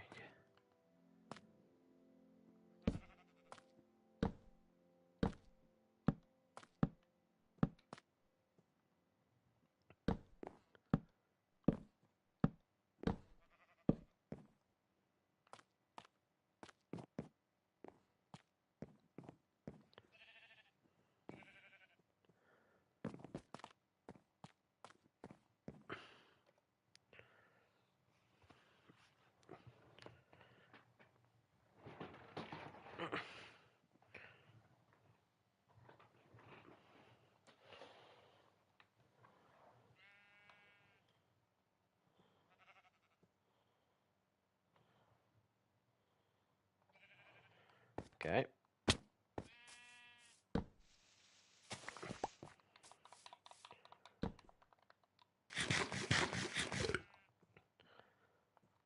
So he then goes to place down what I assume is going to be the floor block, and I don't know what those. You know what? I do know what those are going to be. We're going to go with stone brick on our floor, at least the ground floor, you know?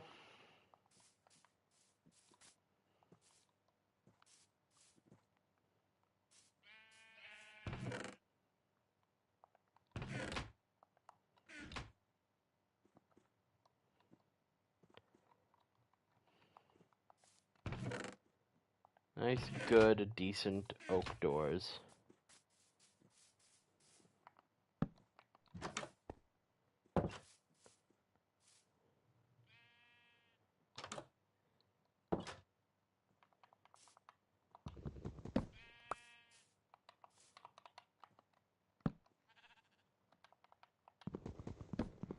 Come on. Come on, you bastard. There we go. That's exactly the same as it was.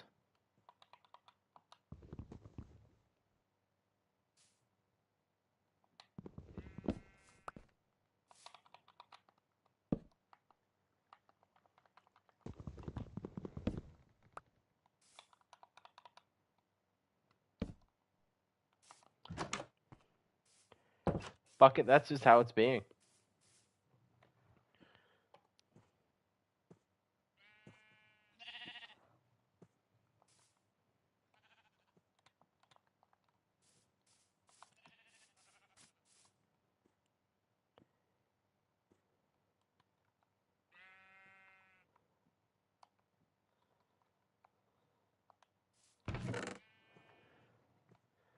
Yeah, I still should have leftover fences.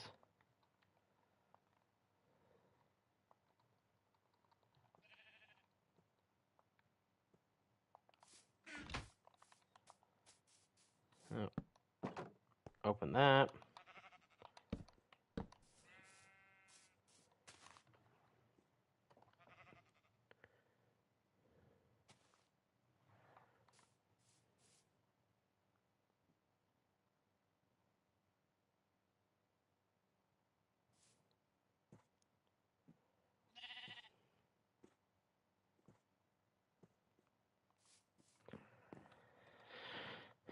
So quite frankly, I'm not going to mimic the design here, as I think it's bad.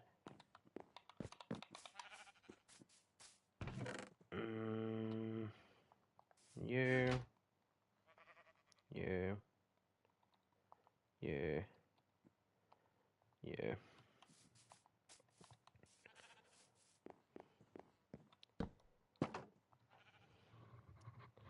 So here the design calls for a trapdoor to be added to that, but I feel like that's just too much. So instead, I have an idea that might be a dumb one. Admittedly, might be a dumb fucking idea. But I think I could pull it off.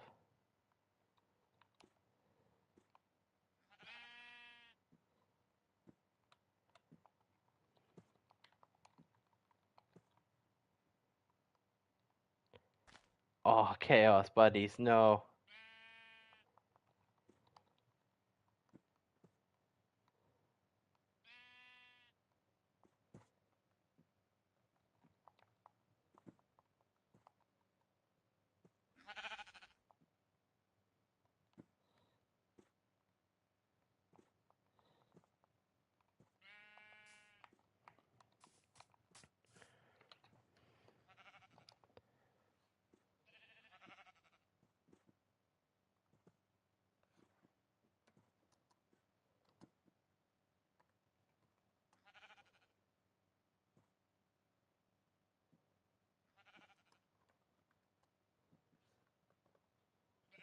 Fuck yeah, pickle.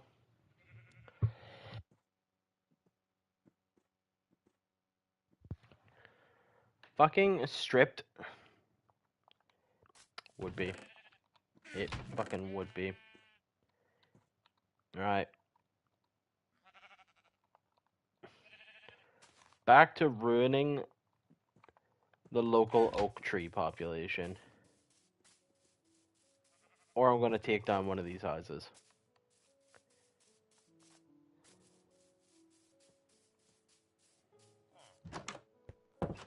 And I'll let you keep your house.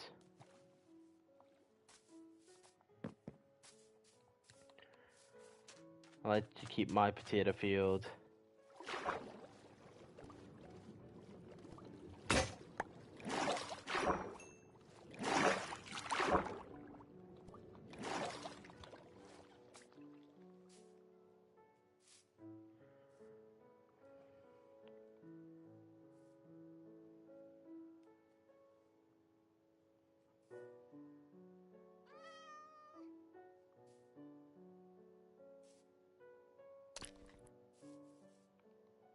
Well, I tried.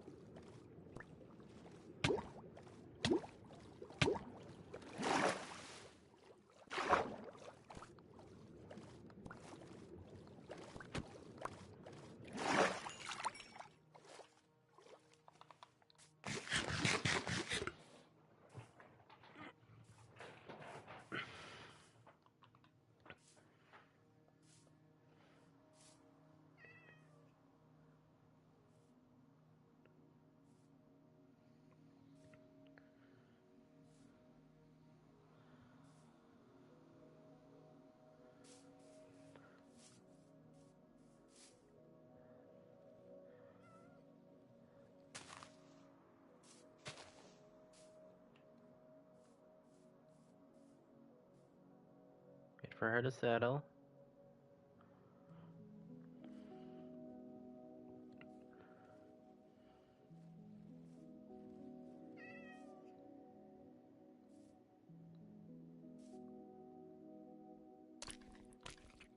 Nope. Well, I tried. I don't have any iron on. Fuck it, we're just doing this with our hands.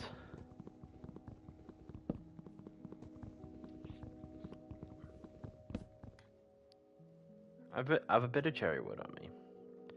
Cherry wood, smoke that together. A bit of that. Bit of that. Grab that. Grab that. Grab that. Right, it's fine.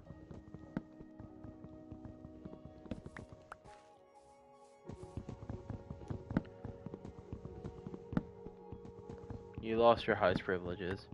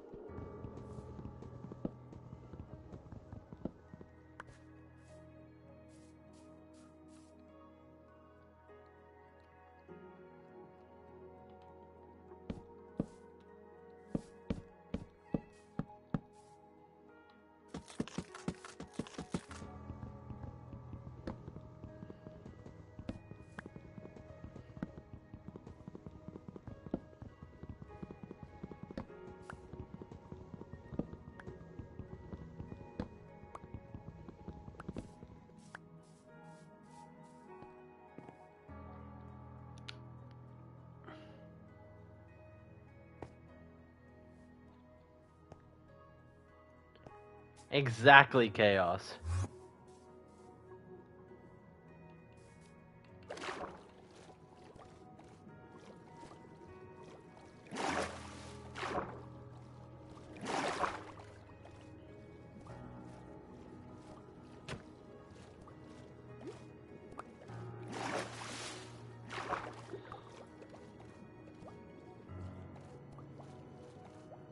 Fucking glow squid.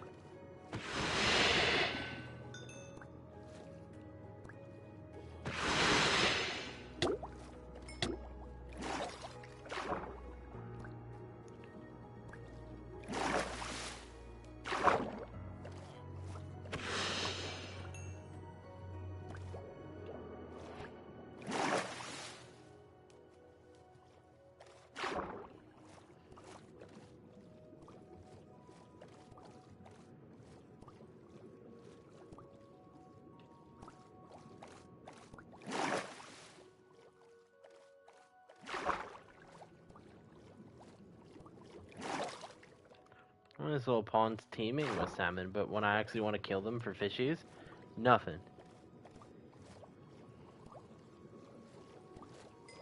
There's a little one. I don't know if I can really keep up with him too well. Yeah, no, I lost him like immediately. There he goes. Bigger one. Bigger ones are easier prey.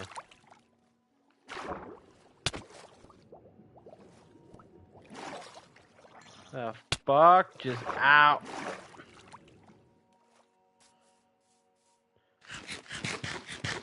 You got a trident or are you just a bitch? I'm gonna guess that you're a bitch. Ow. Fucking.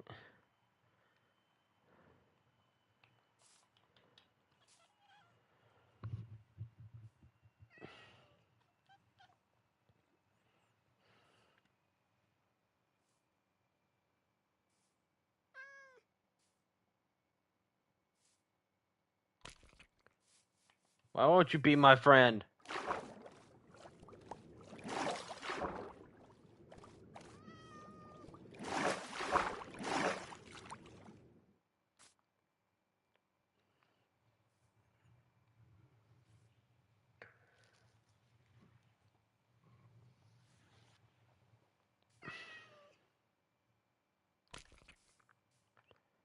Asshole.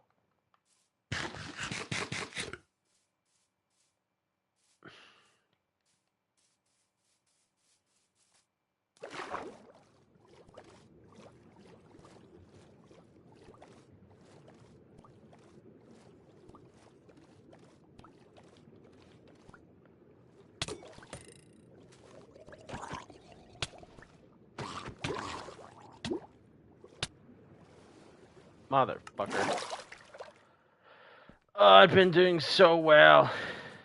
70 days in game without dying.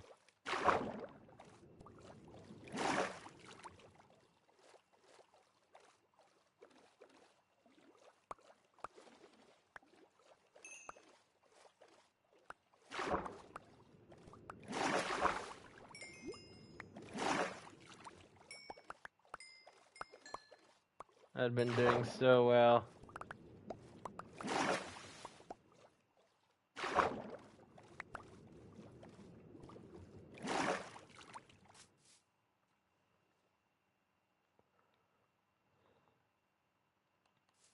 My bouquets. Do not touch my bouquets.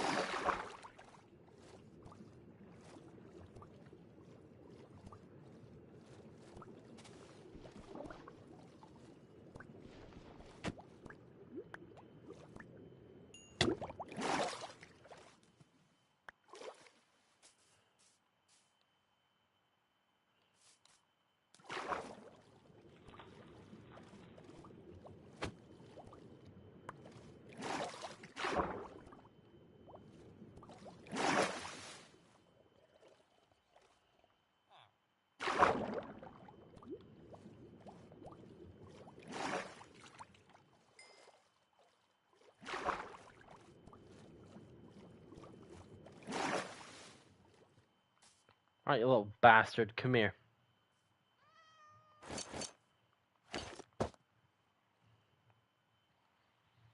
You're gonna take these fishies, you're gonna like these fishies, and you're gonna be my friend. Do we have an understanding? Fucking bush.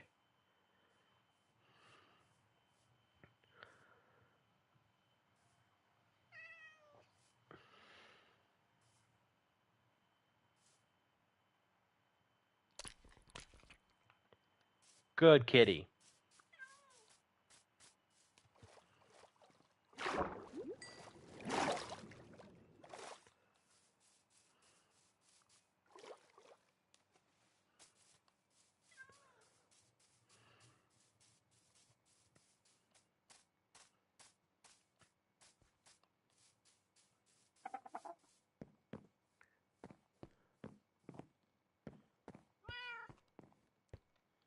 There. You can be there for now. Because I need to set my spawn. But more importantly, go to the bathroom. I will be right back to continue story time.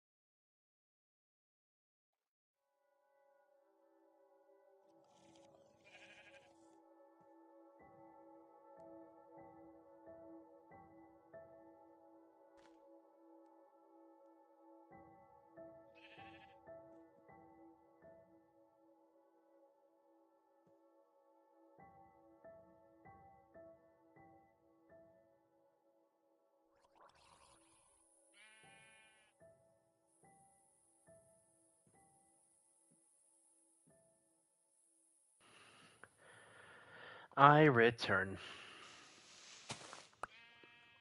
to a darkening sky.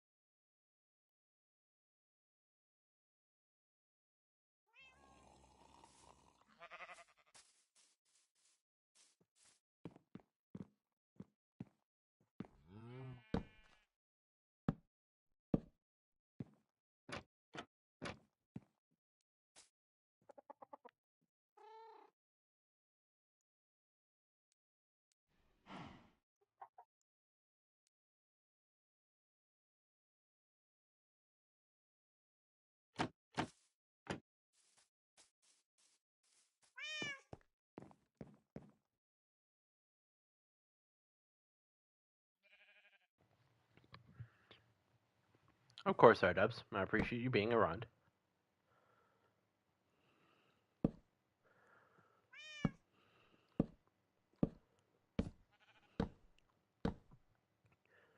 Would I prefer to do this with spruce wood? Yes, I would. However, I have yet to come across some spruce. So instead, we oak. You oak, I oak, we all oak.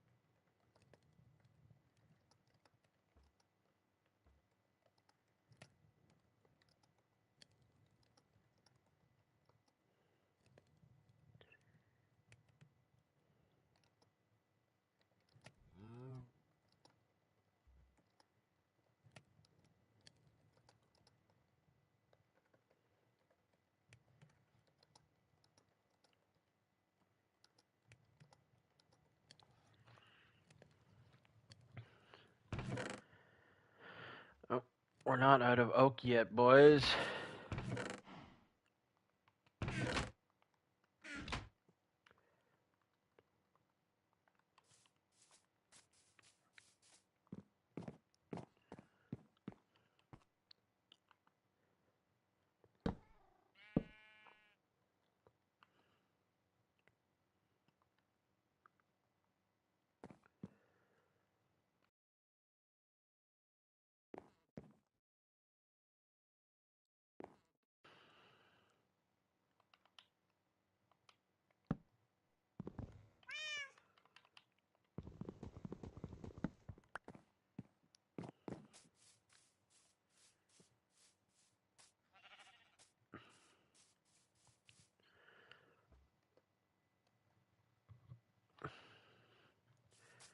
Right.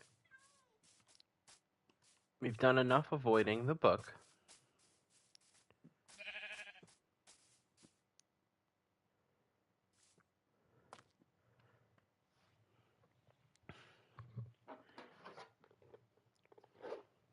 Once more, we get back to story time.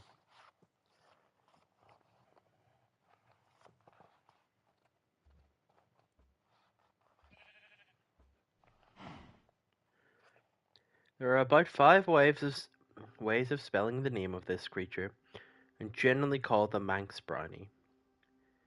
He behaves much like a brownie, though he looks more like an ostrich. He's large and hairy and ugly and enormously strong.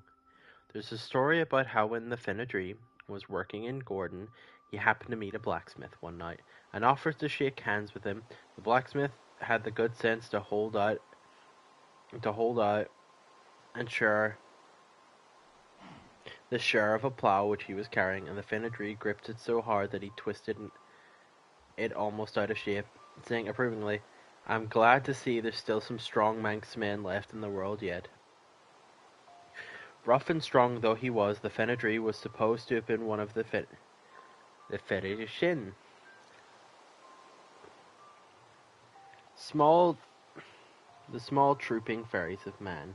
He had fallen in love with a mortal girl and had been dancing with her in Glen Rushen when he should have been at the Fairies' Autumn Festival. For this he had been given a hairy shape and banished from the fairyland until the day of his judgment. In spite of what he had suffered of them, he still loved mortals, and he worked all over the island, at one farm or another, at a furious rate, like an ordinary brownie.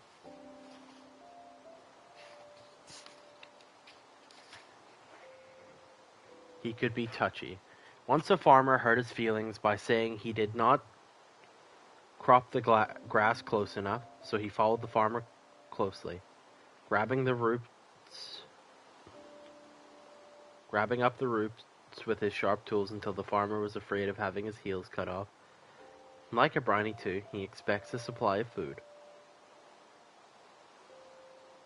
but did not want of any other reward. Once he had done a tremendous work by carrying huge stones from a beach to build a house in Sholtywell. When the owner wanted to show his gratitude and left him out a complete set of new clothes, the servants hid and listened. Fenadri picked up the clothes one by one and chanted, "Cap for the head, alas poor head. Coat for the back, alas poor back. Breeches for the breech, alas poor breech.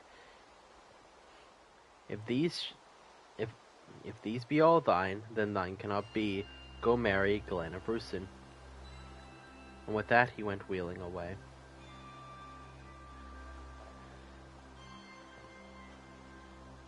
The Faeries. This is one of the Manx names for the fairy tribe. The Faeries are small, trooping fairies of the Isle of Man. They are not as grand as the fairies of Ireland or Wales, for they have no named king or queen. They are small and generally about 3 feet in height, though some people say they only measure about a foot high. They steal human babies and leave changelings behind like other fairies. And they love to visit human houses at night. When everyone has gone to bed, at night, and to use human workshops for their crafts. Their favorite sport is hunting, and the fairy hunt must be a gay sight. For the fairy huntsmen wear green coats and red caps, and the hounds are said to be white with red ears, like the other fairy dogs. But some people who claim to have seen them hunt said that the hounds were of all the colors of the rainbow: red, blue, green, and yellow. In the old days, many people believed in the fairies. Men used to be very careful how they spoke of the fairytion out of doors, for they believed that every breath in the wind was spoken to their ears, and it was considered very unlucky to offend them. The Finvara.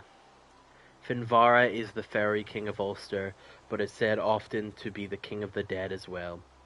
In a story, November's Eve, we are told of how a fisherman, Hugh King, who rashly returned late from fishing on Halloween night, blundered into the fairy fair, and found as he looked at him all of the dancers were dead men whom he'd known. Finvara and his wife drove up to the fair in a coach drawn by 4 white horses.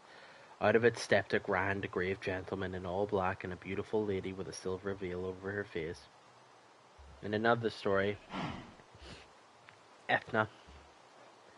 Ethna the bride, we see Finvara's the thief of a beautiful human woman, just as Pluto carried off Persephone.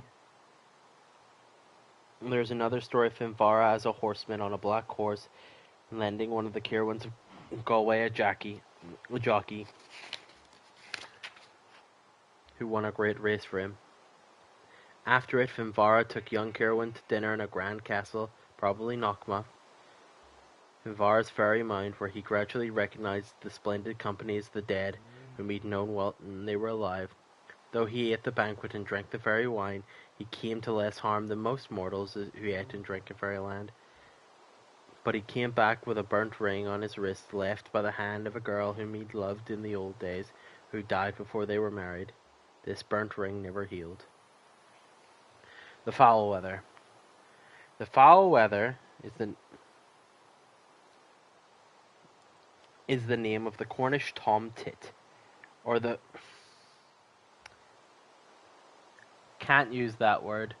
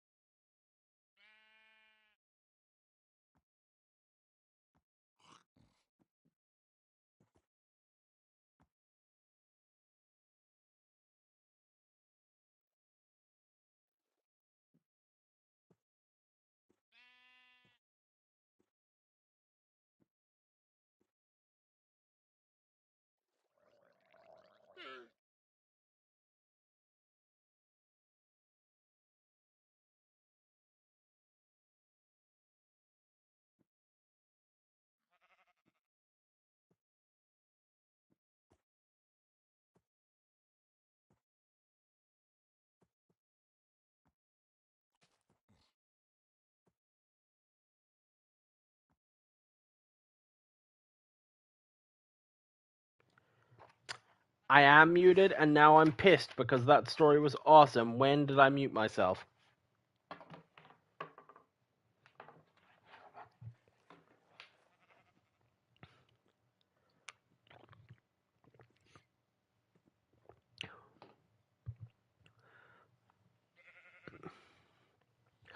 What's the last thing that I read?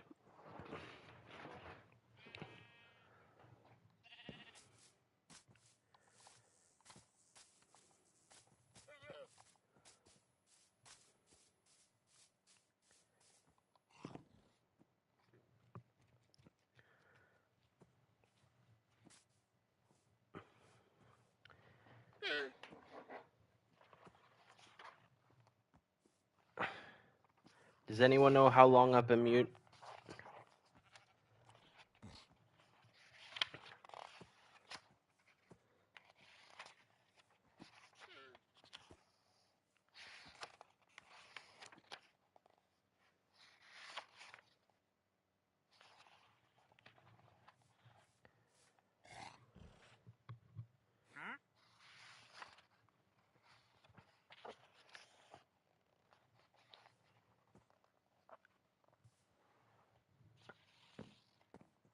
Oh no.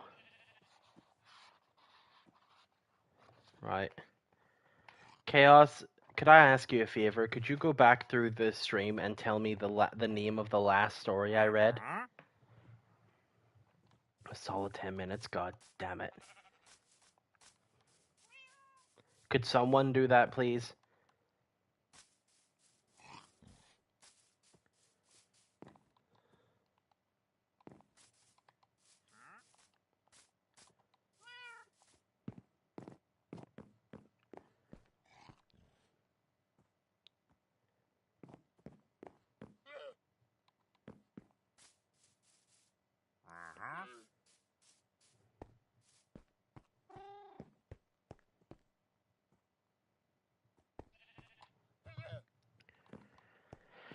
I'll wait.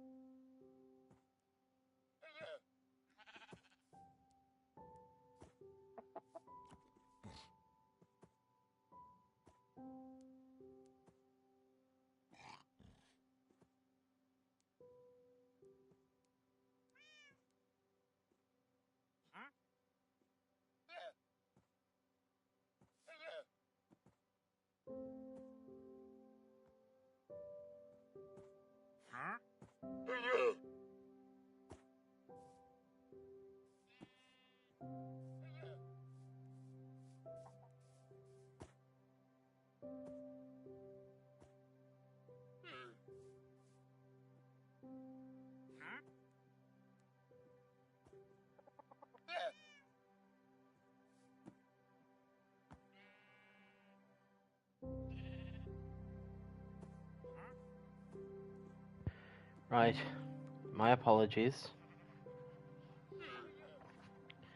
For it was the story of Finfara that was last.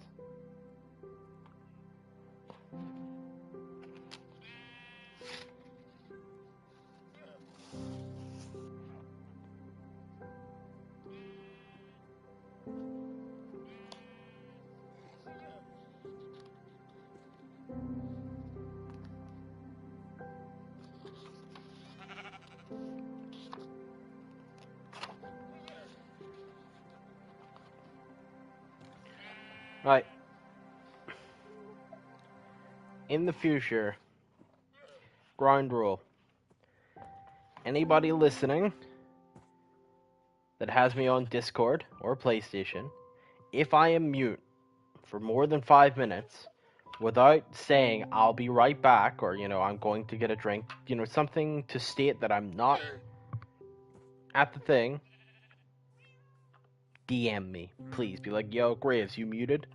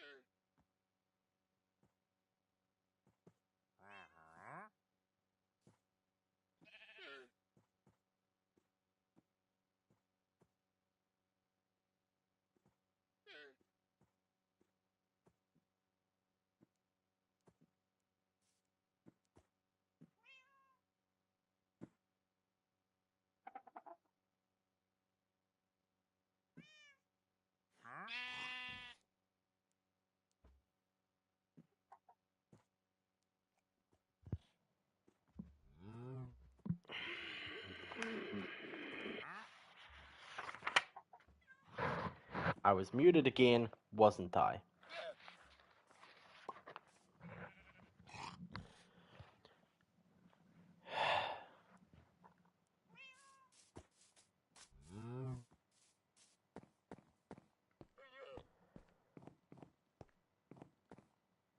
I am very sorry.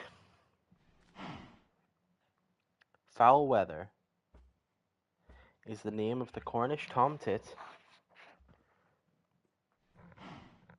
or goblin. Only this story is about the building of great church. There was once a king in a far country who had set his head on building the most beautiful cathedral in his whole kingdom.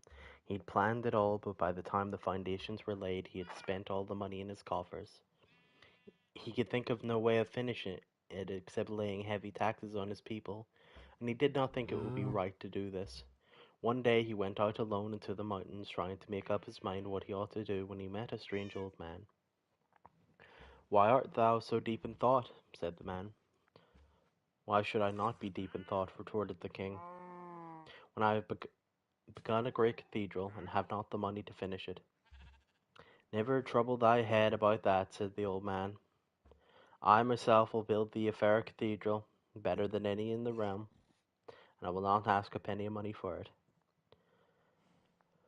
What wilt thou ask for it then? Said the king, who was no fool. King, if you can call me by my name before the church is finished, said the dwarf, it is yours for nothing. If you cannot guess it, I will take it. I will take your heart as payment.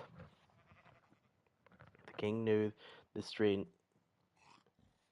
The king then knew that this strange man was one of the wicked goblins of the mountain, but he thought of the building, how long it would take,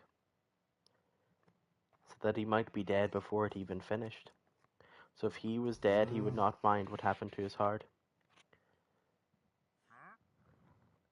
So he said, I agree, and the goblin vanished.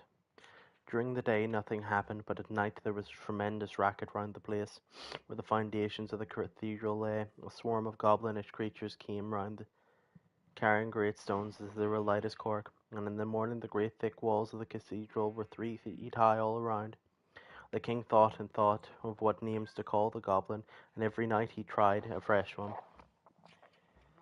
But all the goblin builders yelled with laughter and told him to try again.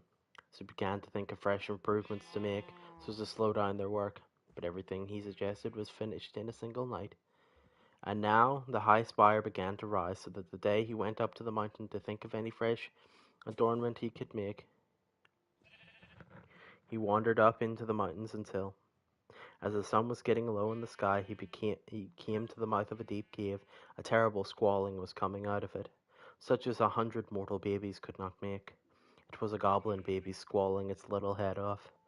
Presently there was thunderous footsteps inside the cave, and he could hear the cries from that baby had picked up and rocked into and fro, while a hoarse, harsh voice droned out, weep not, my darling boy, hush all together, and then foul weather, thy dad will come tomorrow home, bringing a king's heart for thy joy, to play withal, a pretty soy.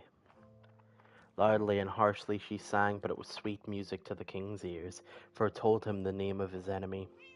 He crept past the cave and ran down the whole mountain into the city. It was dark by then. The goblin was up upon the spire, fixing the gilded weathercock that finished the building. The king stood and called up to the top of his voice, "Set it straight, foul weather!" The goblin fell straight from that high tower and shattered into 1,000 smithereens as if he were made of glass.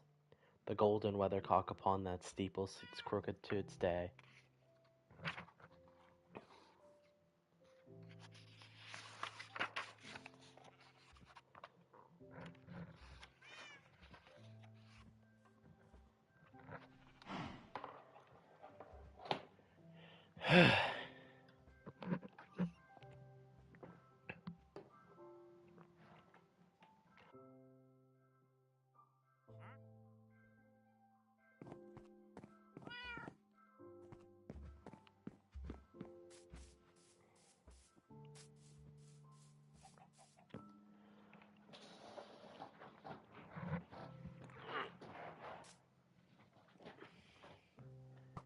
Oh, fuck you.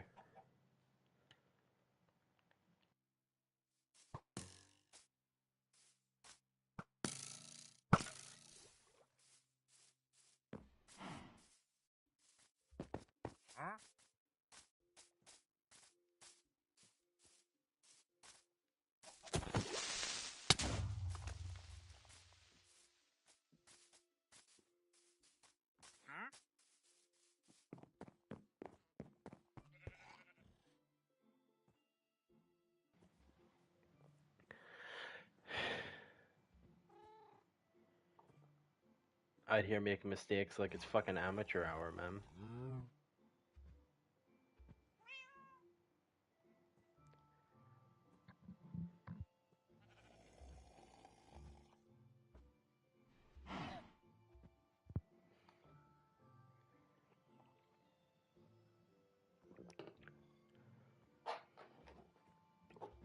I deeply apologize for all the mistakes made. For now, we get to the story of the giants. Giants are of a great many kinds and characters, but they have one thing in common. They are enormously large and strong, though some, of course, are much larger than others. Bronn the Blessed of Wales was enormous, but both good and wise. When he waded across the straits to Ireland to punish the Irish for the way they had ill-used his sister, Bronwyn, the Irish swineherds took of him for a mountain, moving towards the shore, with a forest wavering above it, and two lakes divided by a sharp ridge. But when Branwen could explain that the lakes were his eyes, opened wide in anger, the sharp ridge his nose, he was so large that no boat could carry him, no house could hold him, but he was sweet and gentle by nature, and one of the best kings that ever ruled Britain. And when he died from a poisoned dart, his followers carried his head back to London to bury it under the White Tower. And as long as it was there, no invasion could trouble Britain, and all the time his followers carried it there, they were happy as if Branwen himself was with them. Bran was the best and wisest of all the giants, but there were others who were kindly, if rather simple, those who protected their little mortal kingdoms from the evil giants and even the devil himself. One of the most famous of these was the giant of Grabbeth, who carried the stones of Hawkridge Church and had a great throwing competition with the devil. The devil cheated where he could, of course, but the giant was too sharp for him, and in the end he won, and picked up old Nick by its tail and swung him round 3 times overhead, sent him flying almost all the way to the Barbados. He's back now, they say, but he's a bit shy of poking his nose into Somerset, for fear the old giant may still be there. There are other stories of kindly giants who seem to have a more simple mind as time went on. There's the story in Cornwall of the old giants of Carngalva, who set up the Logan Stone, and one that rocked to and fro.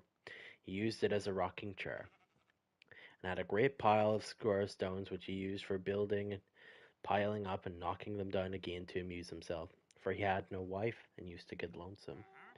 There was a boy living near who knew the giant. It was an old colt that was a kind old fellow, and used to come over and visit him sometimes to play with cards or at hide and seek, which the giant called Mop and Heed.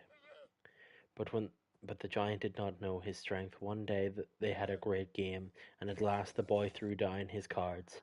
He said he must go home, and the giant, in great good humour, tapped him on the head and said, "Be sure to come tomorrow, my son, and us will have a capital game of cards." But as he said the word cards, his playmate fell to the ground dead, for the giant's finger had crushed his skull right in. The old giant went down to his knees and tried to mend the head with clay, but it was no use. He picked the boy up and sat down on the Logan Stone, rocking him up and down and crying, sobbing out, oh my son, why didn't they make thy shell of thy noddle stronger? As I is as soft as a pie crust dough baked, and made too thin by half. However, shall I pass the time without thee to play cards and mop heed? After that, the poor old giant took no interest in anything. Before the year was over, he pined away and died. These kind giants were not as common as the fierce man-eating ogres, however. Some of them with 2 headed, some of them 3, monsters who ground men's bones for bread and were the terror of the countryside. These were the kind that Jack the Giant Killer fought with, and from whom Jack of the Beanstalk stole his treasure. Some of these were kept humans as servants, but they were chiefly interested in them as food. Most of these giants were stupid and easily tricked, but a few, rather smaller inside, were magicians who could only be defeated by other magic. Often the heroes who defeated the giant magicians were helped by animals whom they had been kind, for in the fairy stories kindness is nearly always brings its reward, and in fairy stories, fantastic as they are, often tell us a good deal about real life. Goblins.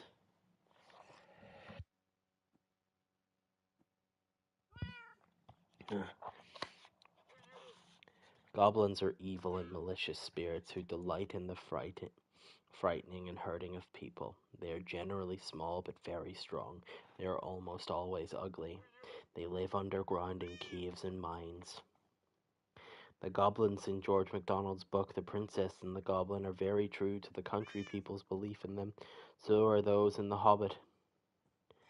If Hob is put in front of the name, the sting is taken out of it. For Hobbs are friendly spirits. Puritans thought all the fairies wicked.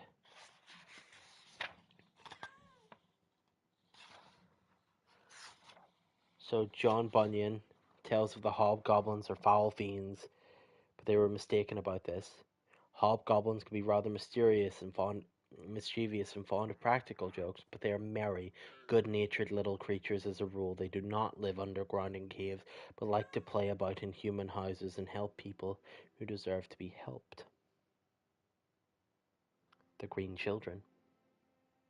Two of the early chroniclers tell us a strange story about some fairy children who were found near the Wolf Pit in Suffolk. At the beginning of the 12th century, there were a boy and a girl like ordinary people in size and shape, except they were light green all over. Some of the country people found them lying dazed and frightened in the mouth of a cave. They talked in a strange language and did not seem to understand anything. So the people took them to a knight, Sir Richard de Kyne, who had a castle in Wykes. They seemed very hungry, but they would not touch bread nor meat, only cried bitterly. At last, by chance, some broad beans were brought into the house, and they took eager of those. When the people opened up the pods and showed the beans inside, they ate them hungrily.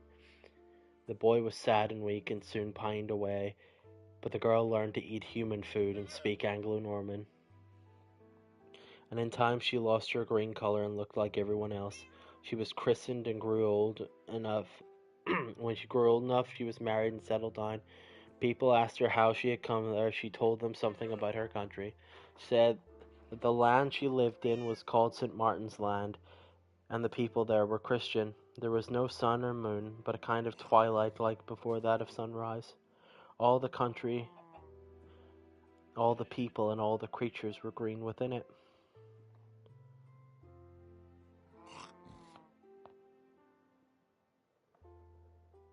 One day they were watching their flocks when they came to the mouth of a cavern. A sweet sound came out, like the chiming of distant bells. They'd never heard those before. And they followed it on, till suddenly they rounded a corner and came out into the full light of sun. Dazzling light and the rush of moving air dazed and stunned them. They fell down onto the ground. They heard loud voices and tried to run away, but they could not see their way in the dazzling light. They turned to and fro until the people had caught them. At first they were very frightened, but the girl soon understood that they meant to be kind, and in the end she settled down into their strange ways.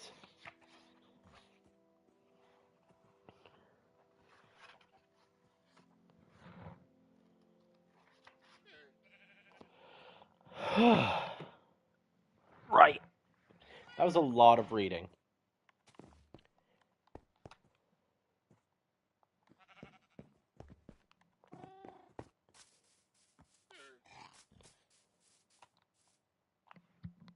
And if I was mute again, I probably would have put my head out a window. Fuck off.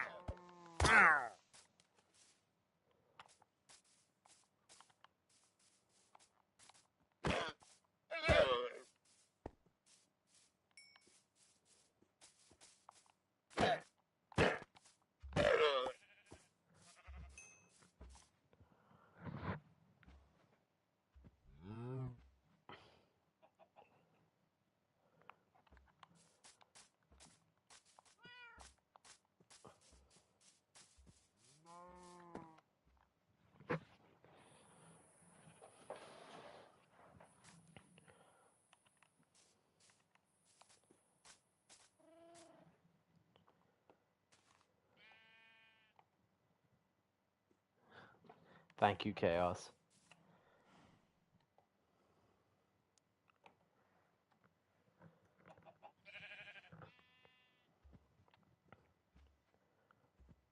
That being said,